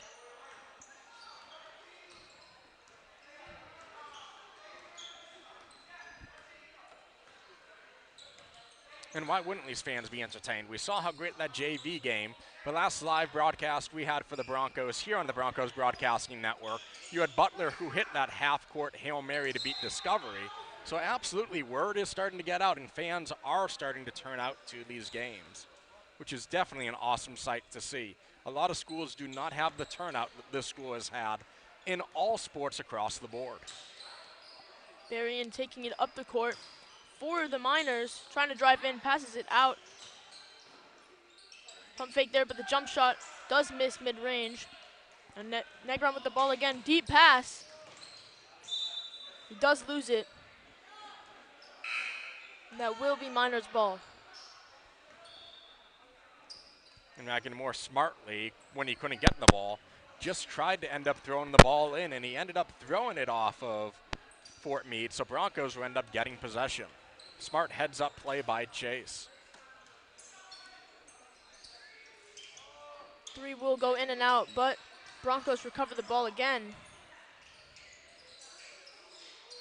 Yeah, the athletic layup does miss, but the Broncos appear to have gotten it back. But there is a travel there. Miners have the ball.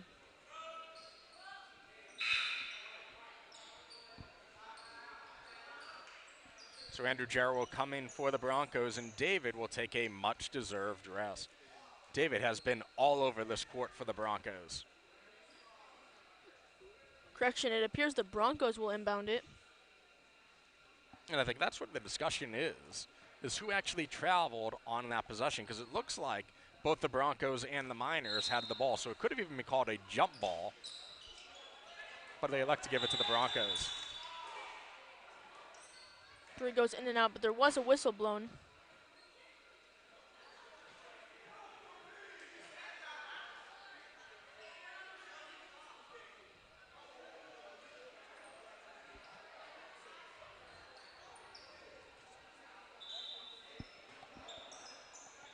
And Thomas inbounding it for the Broncos. Keeping it behind the 3-point line.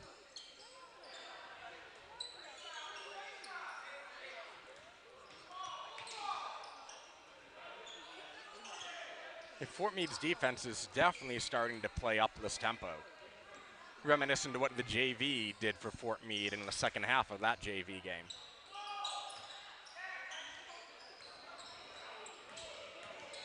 Miners now have the ball.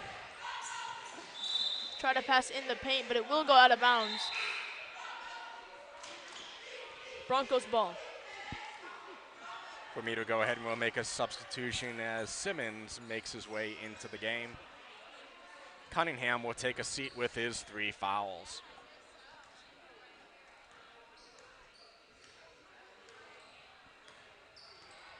Carlos Negron with the ball.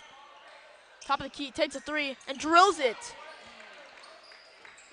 5 points on the night now for Negron.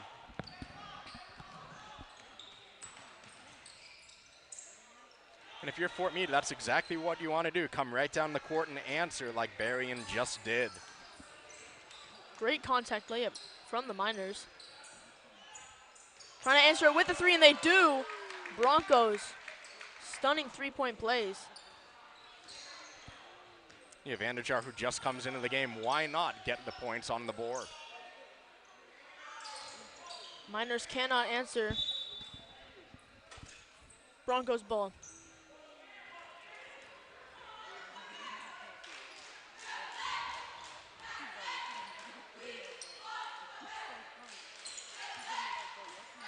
Passing behind the 3-point line.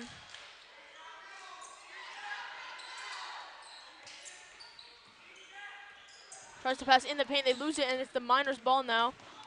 Fast break here. Whistle is blown.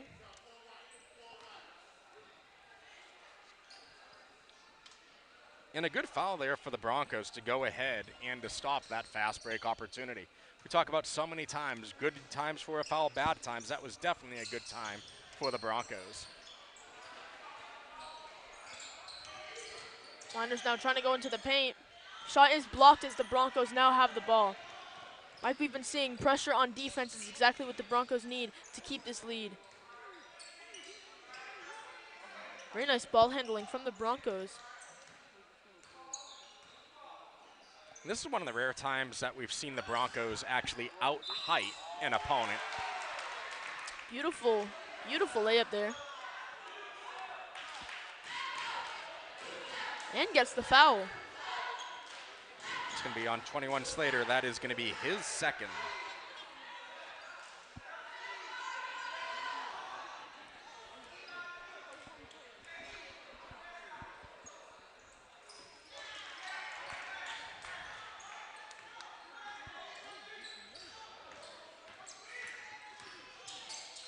Miners with the ball.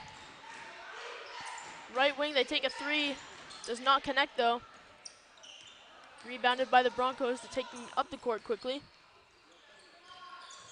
Driving inside, passing it back out behind the three-point line.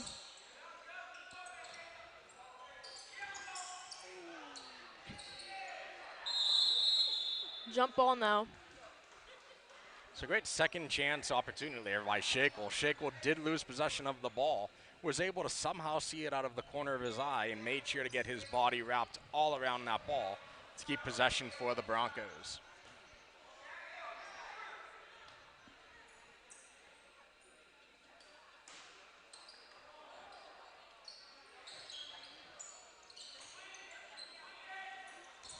Broncos once again keeping this play behind the three-point line, firing from three. It will not hit as the Miners recover the ball.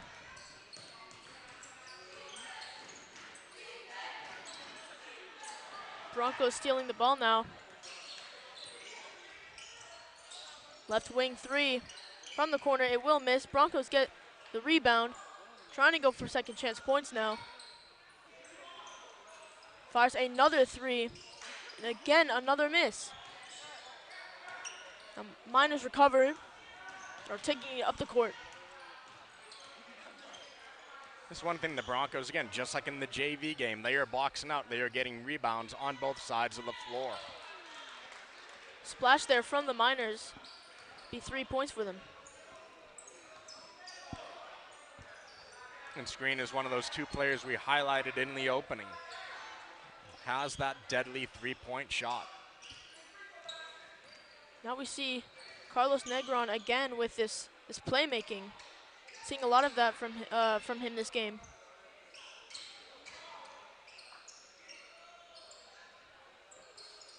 Great pass, but could not be finished by the three-point shot there. So the Miners get the ball back. Shaquille tried to save it, but Miners recover the ball.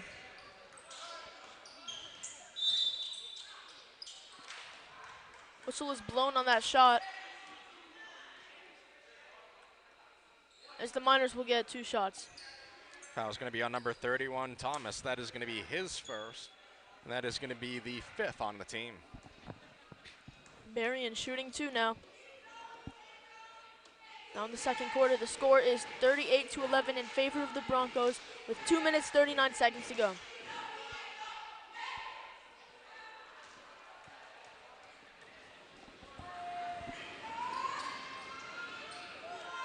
Only made 1 free throw there. Now the Broncos taking it up the court.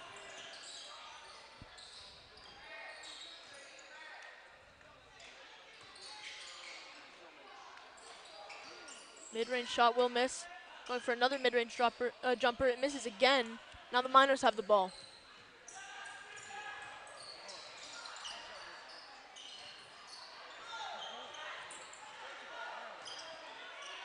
Broncos pressuring on defense.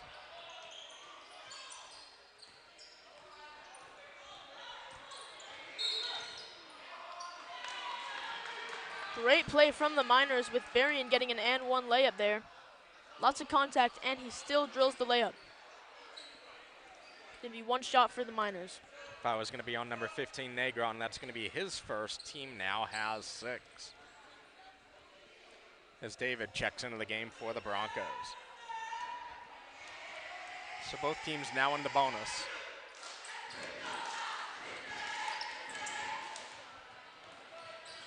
Broncos coming up with that huge rebound there after the free throw shot.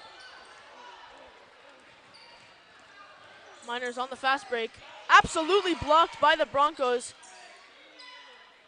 But they answer with a 3.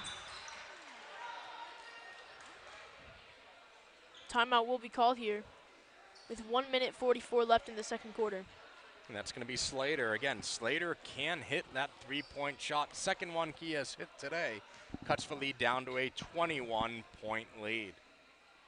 Now, John, what are you liking from both of these teams here, and what are you not liking going into this to the end of the second quarter? So what I'm liking is you take a look at Fort Meade. They are learning from mistakes as this game goes on. Broncos do have that diamond press, that 1-2-1-1. And very similar to what we saw out of that JV game, Fort Meade has been able to make adjustments on the fly and is starting to make these passes down. What I don't like for Fort Meade is their free throw shooting. So far tonight, they are only 2 for 6. That is one thing that led Fort Meade to go to that overtime. Would end up being an overtime loss to the Broncos, but free throw shooting that fourth quarter propelled them to even take that game into overtime. For the Broncos, they've been boxing out. They're allowing Fort Meade one opportunity and one opportunity only. So the Broncos will look to do that as they continue down this second quarter. Very, very true. The Broncos have the ball here, driving into the paint, and that's going to be a travel. Tried to draw the contact there, but the referee rules it as a travel, and that will be the Miners' ball.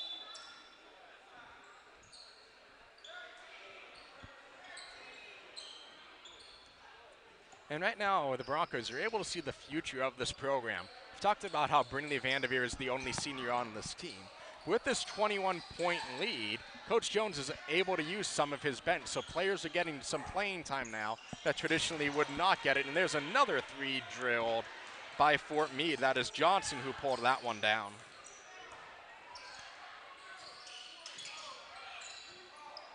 So allows his players to rest as they have huge games coming up this week, including Haines City tomorrow night.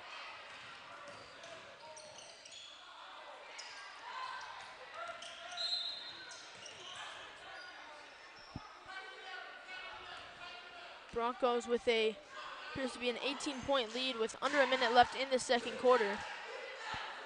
And like you said, they do have that very big game against Haines City tomorrow night. Heard a lot about it outside of school, and I'm sure I'm going to hear it inside of this gym today. Those rivalry games are where it gets really big for teams like DHS. This foul's going to be on screen. His first, his 7th on the team. First shot of the 1-and-1 is up, and it goes.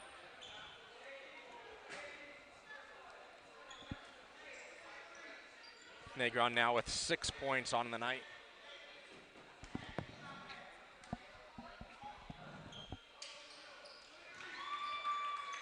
Second shot up, second shot goes. Broncos now leading by 20. Miners moving quickly on this play. They are going to keep it behind the three-point line. Went a little over the line there for the jump shot, but it still missed. Now Broncos taking it very quickly up the court. He loses the ball, and the Miners now have it. And although the Broncos try to get back on defense, great play from the Miners on the fast break. Just one of those plays where the mind is taking the play faster than the ball would move.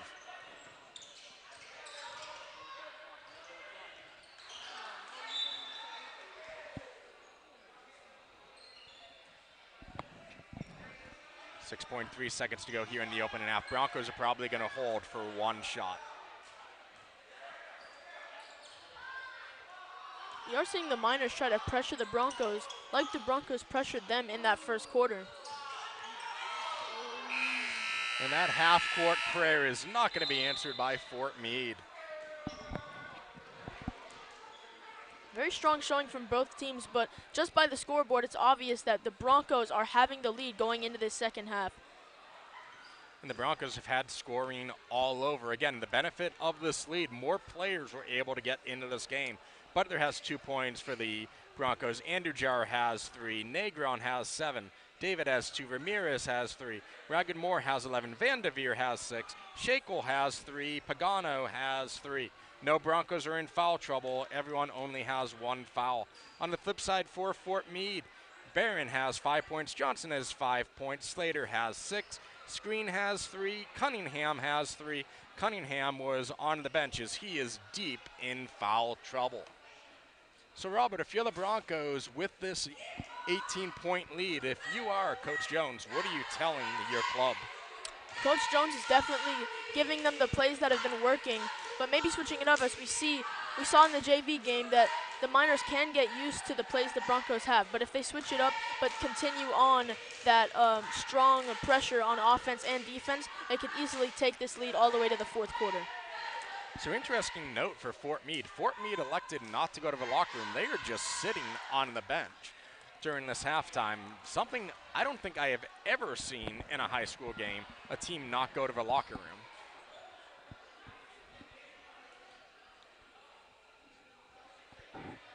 So interesting to see how Fort Meade ended up playing this halftime. We will go ahead, we will step away at this point. Broncos are leading this one by a score of 40-22. We'll be right back here on the Broncos Broadcasting Network. Stay tuned.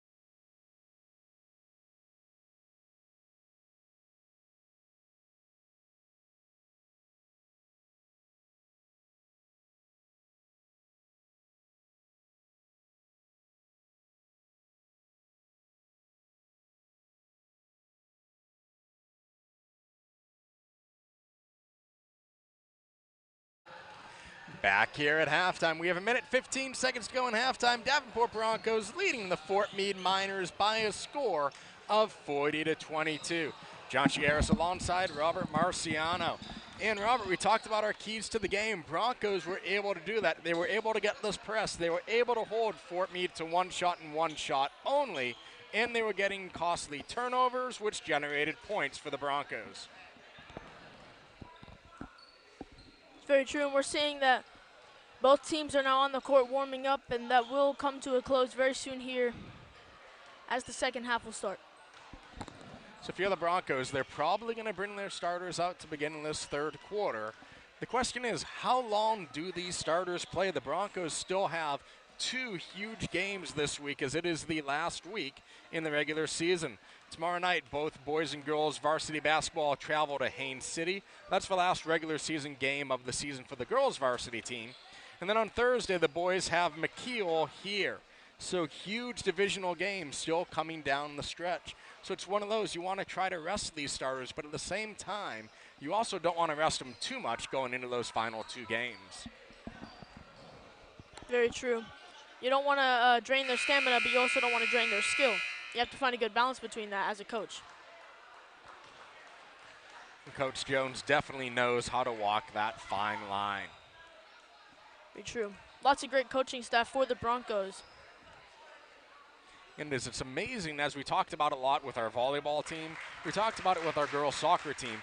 It's amazing with the first year in this program here, Davenport High School just opening back in August, how well this team has gelled. And that all comes into your coaching, as Coach Jones has definitely brought this team together.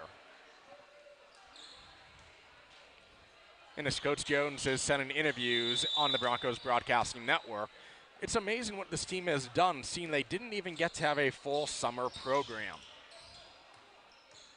So we'll see how this team develops with only one senior on the team. That three-pointer goes up and goes in by screen.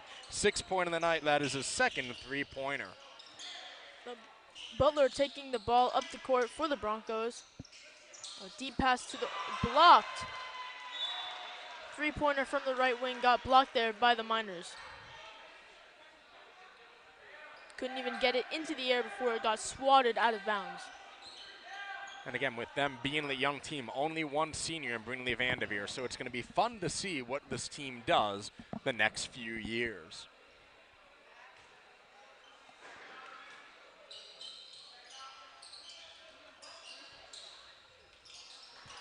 Oh, great contact layup there for the Broncos. And Peguero just would not be denied on that layup. And just like that, Broncos with the fast break turnover. And one. Foul is going to be on number 5, Barry, and that is going to be his first in the first on Fort Meade this half.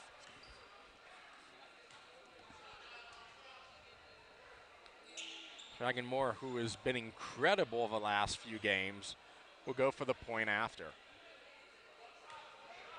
13 points already on the night for him tonight. Looking to make it a 20-point lead again.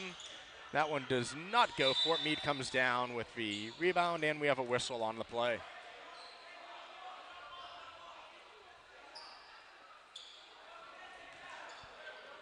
The Miners now inbounding it.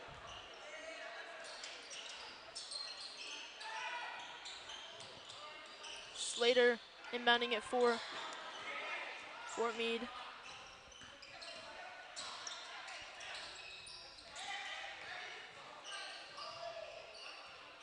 Great passing by the Miners. Quick passes, very fast drives. Trying to create a shot. Takes a three, top of the key, and it's off. Broncos recover the ball. But a great second chance effort there by Johnson to try to get in the ball, knock it loose to try to continue the offense for Fort Meade. So Fort Meade, it just has this intensity that they've carried over throughout this entire game. That never say die attitude, as we see there, diving out of bounds to save the ball as Vanderveer gets that running jumper to go.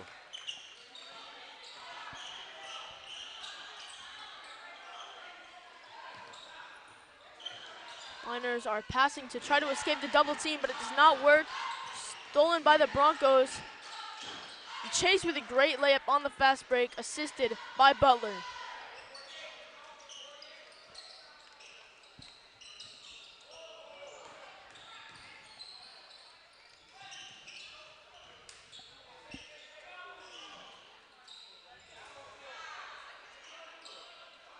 And again, Broncos holding Fort Meade to one shot and one shot only.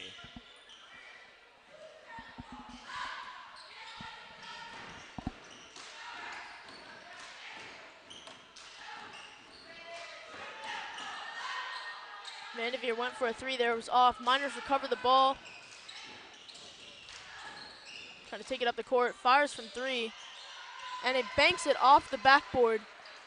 Great play from the Miners, getting him 3 points. 8 points on the night now from Johnson.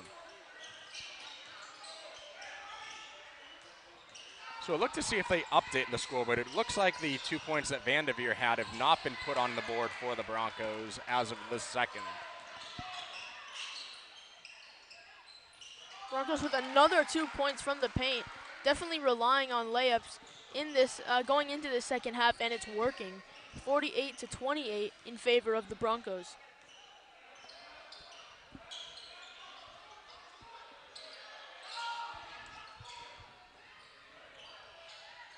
Miners trying to get past the Broncos defense.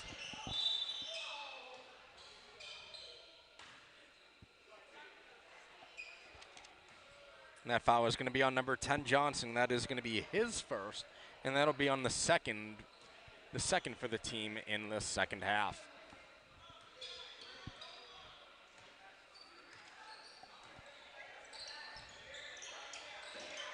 And again, one thing Broncos have done all day, they have taken advantage of mistakes, scoring points off of the turnovers. Tried to go for the 3 there, but it's off. Second chance 3 now. Butler cannot hit the shot, and the Miners recover the ball.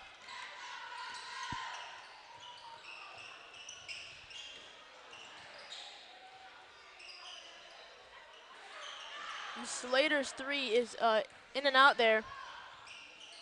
Butler on the fast break. Athletic and 1 there. Putting the Broncos at 50 and Miners at 28 in the third quarter, with 4 minutes and 19 seconds left to go.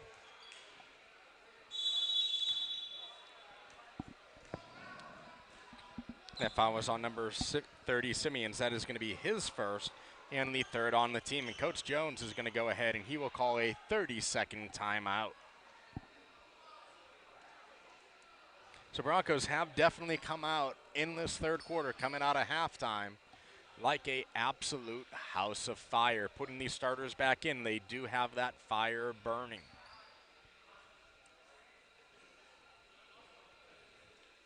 Very true. Lots of momentum in this game in favor of the Broncos. It's hard to see Fort Meade making a comeback here with the way that they're playing. Playing well, but just behind the intensity that the Broncos bring to the court. And the official scorers did talk to the officials. That 50-second point has now been put on the board. So originally it was not up for Vanderveer. The scoreboard now shows it is correct. It is 52-28. John Chieros, Robert Marciano here on the Broncos Broadcasting Network. We thank you for joining us wherever you may be.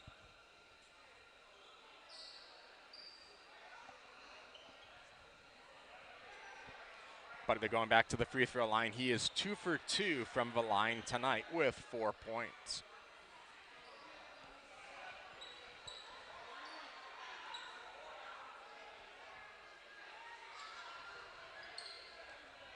Cheerleaders coming down to give him motivation behind the basket.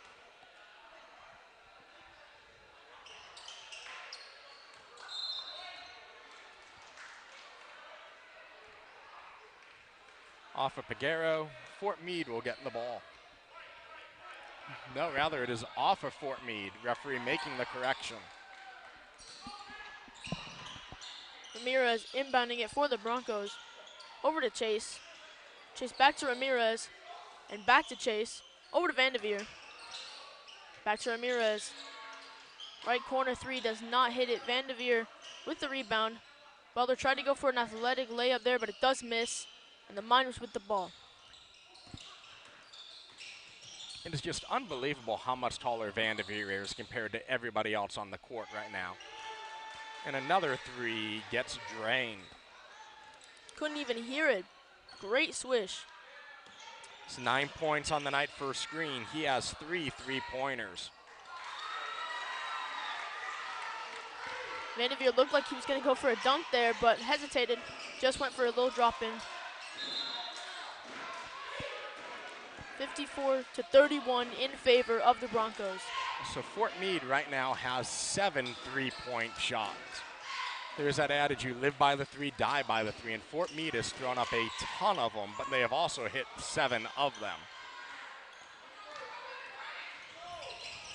Stolen by the Broncos. Ramirez going in. Banks it off the glass for a nice lay-in.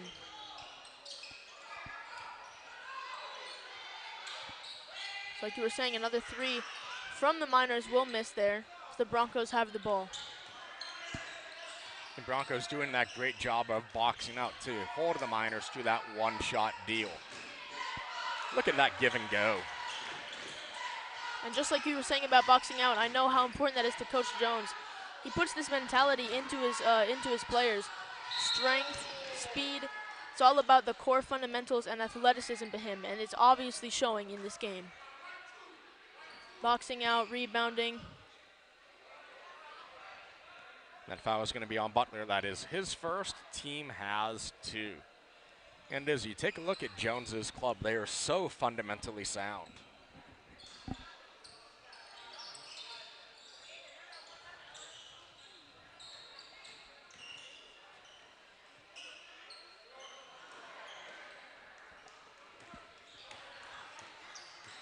Broncos with the ball now. Butler with a deep pass to Vanderveer, but he does lose it, and now the Miners have the ball.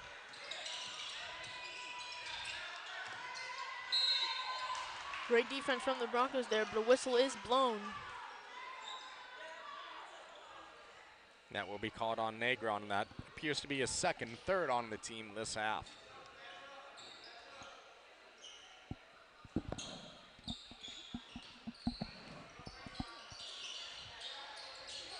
Just like we saw earlier in the JV game, too much pressure on defense could lead to fouls being called, and they might have to show a little more discipline to keep this lead.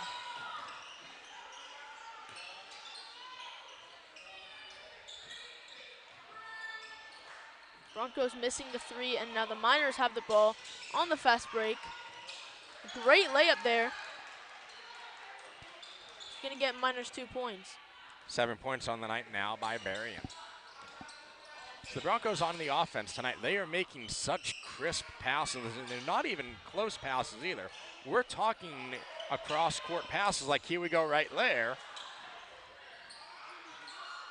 And what a tip in there by Vanderveer. Beautiful play, the jump shot missed, and Vanderveer with the, just like you said, tip in there. Just like we were talking about, the height difference is astounding in this game, and it's obviously a big part of it. And we have seen so many games this season where the Broncos did not have that height advantage. Most recently, think about the game against Ridge this past Friday. But tonight, Vanderveer is just head over heels over everyone on this court.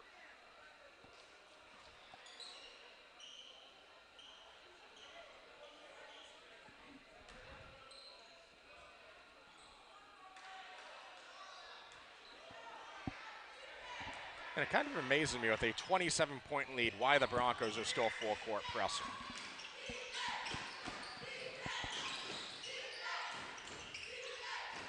Johnson trying to get free, passes it to Berrien. Under a minute now left in the third quarter. And a wild pass goes out of bounds.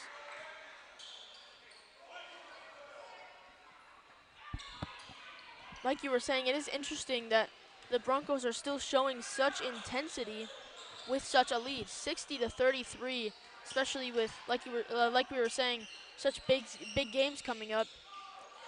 Oh, that was beautiful. Absolutely stellar play. They're getting flashy with it now. And a block right after. Vanderveer is going off right now. 14 points on the game for Vanderveer. And it has been fun to see Vanderveer start to come out of his shell the last few games. He was telling us during the first few seasons that he loves basketball, but he feels like he's better at football. But definitely the last few games, we have started to see him get these double-digit points. And I could argue he's that two-tool player. He's great on the football field. He's been great on the basketball court. Miners trying to go for a jump shot mid-range. It does airball there. Now the Broncos slowing down the play. And one thing I've told him since the first game, the only thing I'm not a fan of him is I hate the fact he's a senior and we only get the chance to see him for 1 year. It's just going to be amazing to see what he does next year in college and beyond.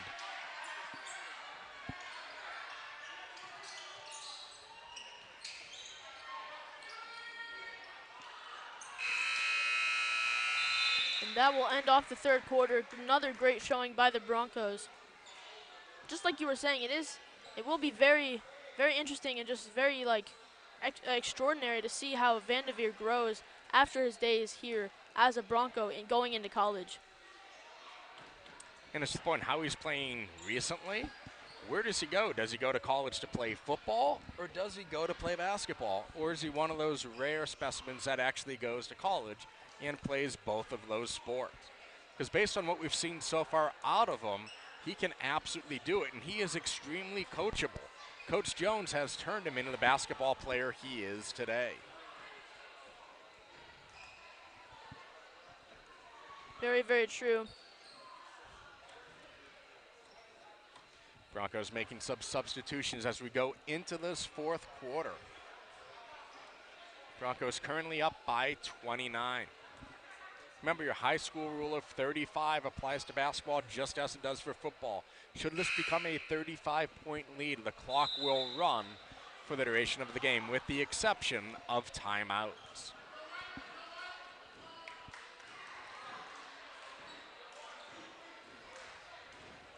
Now the Miners breaking huddle first. The Broncos look very composed, very eager to get back on the court. So Broncos were inbounded at half court to begin this fourth quarter. That is going to be David to inbound it. As Negron and Butler. Butler will take it in the backcourt. Fourth quarter is now away. Broncos leading this one 62-33. Quick pass down into the corner. That awkward looking shot goes up, does not go. Negron gets his own rebound, cannot get it to go. Ball is taken down. Fort Meade jumps over it to force the jump ball. It'll be Fort Meade's possession, 7:42 to go here in the ball game. So Fort Meade has been showing this intensity this entire game. And again, the Broncos still on this full court press. And that shot is going to go up and in, and David scores his 4th point of the night. Very curious to see why the Broncos are continuing to press, now up by 31. Perhaps they're trying to break some records, because this intensity in such a, well, not close game is interesting to see. Now the Broncos taking it up the court. As Berrien gets another one to fall. Butler now with the ball from the top of the key. Quick pass around, gets it back to Butler from the top of the key, gets it to Ragan Moore. He kissed it off the glass, that does not go, gets his own rebound, and that ball is going to go out of bounds, under 7 to go.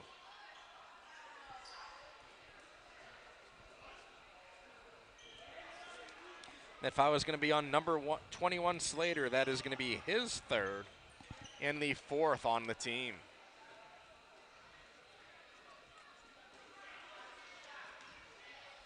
So David is going to go to the free throw line. He is going to shoot a pair. He has 4 points already tonight. First shot goes up. First shot bounces around, but does not fall. Broncos have 3 timeouts remaining. Fort Meade is yet to call a timeout. They have their full complement of 5 timeouts. David's second shot is up. Second shot does not go. Fort Meade coming down with the rebound.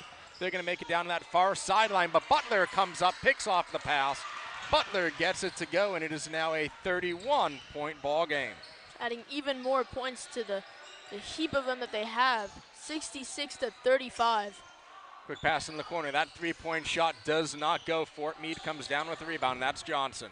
Gets to Slater. Slater's 3-point shot is not answered. And Broncos will be going the other way. Under 6:40 to go here in the game. Butler passes it down low to David. David back to Butler. Skip pass gets it over to Ramirez.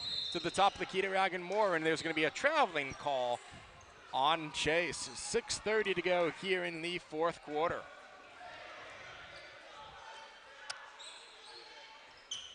Fort Meade will inbound it. That is screen. Again, full court press by the Broncos. With the double team, gets it to Screen. Screen gets it out to Slater. Slater coming down to the top of the key to Berrien. Berrien is very quickly double teamed. He tries to dribble through it to no avail. Broncos have it. Left-handed layup by David goes up and in, 68-35.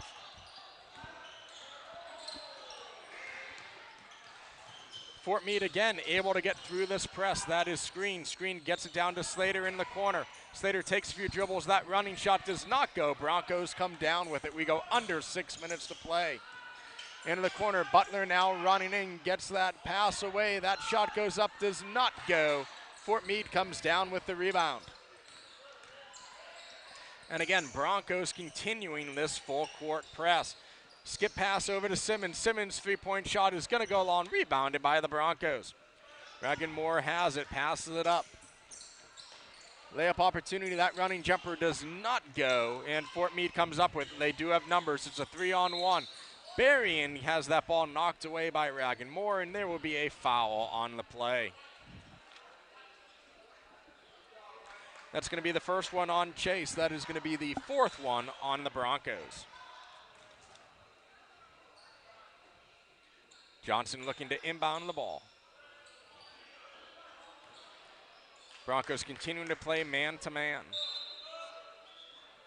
There'll be a substitution for the Broncos as Negron will make his way into the game. Butler will go ahead and take a rest as the Bronco faithful applaud him as he makes his way out. Fort Meade tries to get it in, but it's going to be taken away by the Broncos. To the other side, that layup goes up and in. Negron ends up getting those points to fall 70-35. Thomas will now be checking in for the Broncos. Screen has it, gets it on into Berrien. That shot is not going to go. 5 minutes to go.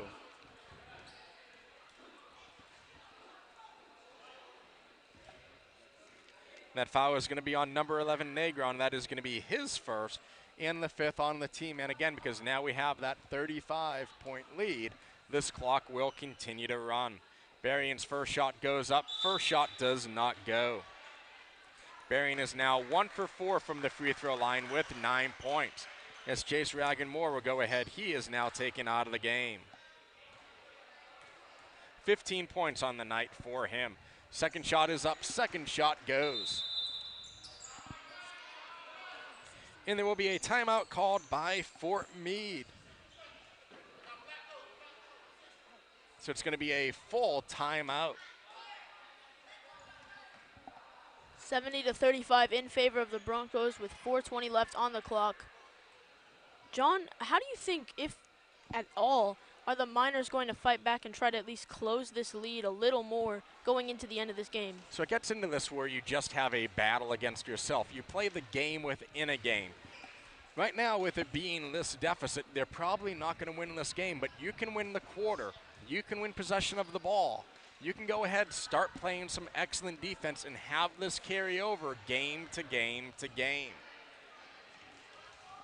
Very, very true. We've talked about momentum a lot on the network, and if they can have momentum, even if they lose this game, have momentum in this quarter, perhaps that would inspire them in their next few games. And the 36-point has now gone on the board for Fort Meade. The scoreboard has now been corrected. It is now 70-36 as that free throw by Berrien went down.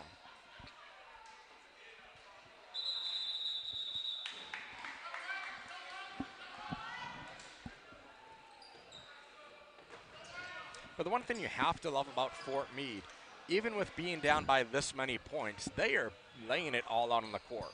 They're not afraid to dive for the ball. How many teams would you see that, hey, we're down by 34, we're just going to mail it in and get ready for the next game? That is not what Fort Meade is doing. They are playing as hard and as intense as when this game started. Negron has it from the top of the key. Quick passing around, Shakel has it. Coming to the top of the key, we have 4 minutes to go here in this ball game. Negron from the top of the key. Quick passing around, gets it to David. Over to Negron, both Negrons on the court at this time. Quick pass down to Negron, that one rolls out and in. Negron gets his own rebound, gets it back. That jumper is up, that jumper is gonna go 72-36.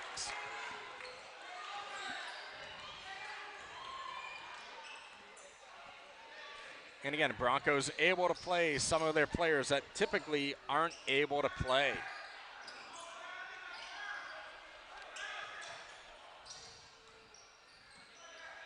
Bench depth is something that the Broncos have. I mean, we've seen in many games, especially this one, only six players for the Miners suiting up for them, but the Broncos have a full bench, as we can see, even with their 5 on the court, and that's just a lot of people fighting for minutes, and that creates good competition in the locker room and in turn great playing in the games.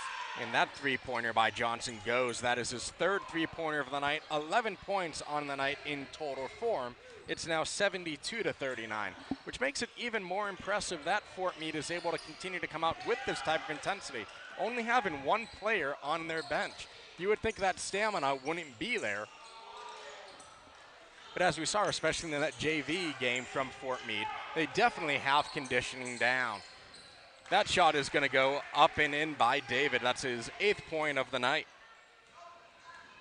74-39 now as we approach the 2-minute mark.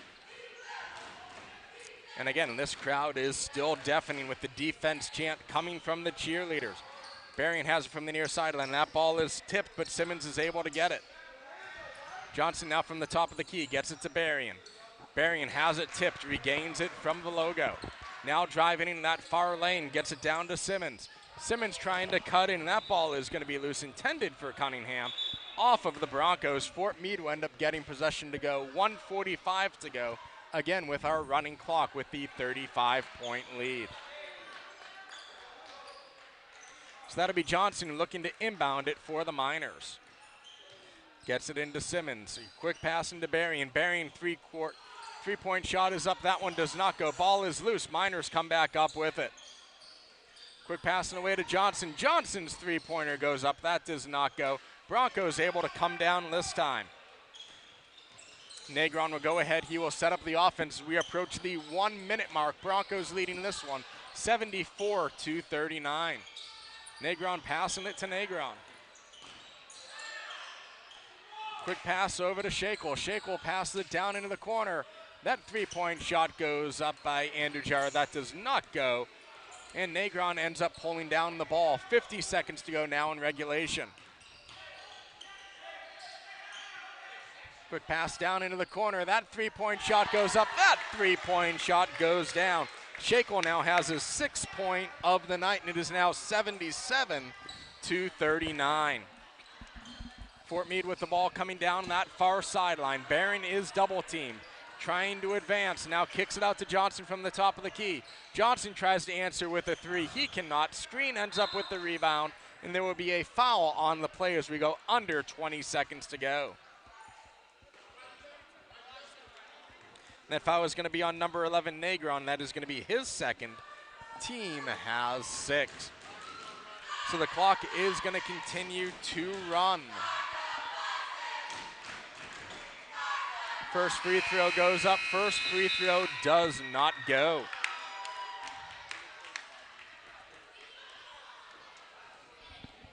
So Screen is going to go ahead. Is he going to shoot that 2nd free throw? They are electing not to have that 2nd free throw go. So your final score, the Davenport Broncos 77, Fort Meade Miners 39. Robert, what a game for the Broncos. They checked all the boxes as they went through. Very, very true. Lots of pressure on both the offensive and defensive side. Rebounding, boxing out, just strength, and even the height advantage, just all in the Broncos' favor. But you have to commend Fort Meade. Like you said earlier, only one player on their bench, and they still fought to the very, very end. And you have to commend them for that. And I hope that they don't take this loss as something to keep them down. If they realize that they fought through with just 6 players against such a deficit, then that momentum could carry them through to win their next few games. Your leading scorers for the Broncos as we look at our points. Ragnar Moore had 15. Van de Veer had 14. Butler had 6. Andujar had 5. Negron had 7. David had 8. Ramirez had 5. Negron had 2. Schenkel had 6. And Pagaro had 7. Or had 9. I can't read my own handwriting. Had 9. And this is what the Broncos were able to do when you have this much of a lead. All of a sudden, different players are able to come out and get time to shine. And the Broncos definitely went around, and every Bronco was able to score with the exception of 1. So an incredible game by them. Broncos tomorrow night will head out to Haines City. You can catch both of those games on the NFHS network. Girls soccer tournament game will be right here also on the NFHS network. That game is a playoff exclusive. You will not be able to view any playoff games here on the Broncos Sports Network. You will have to subscribe to the NFHS network. my partner, Robert Marciano, I'm John Chigueras, your executive producers for the Broncos Broadcasting Network. Myself, John Chigueras, James Rose, Alan Duget, and Mel Gables. Once again, your final score, Davenport Broncos 77, and the Fort Meade Miners 49. From Davenport, everyone, good night.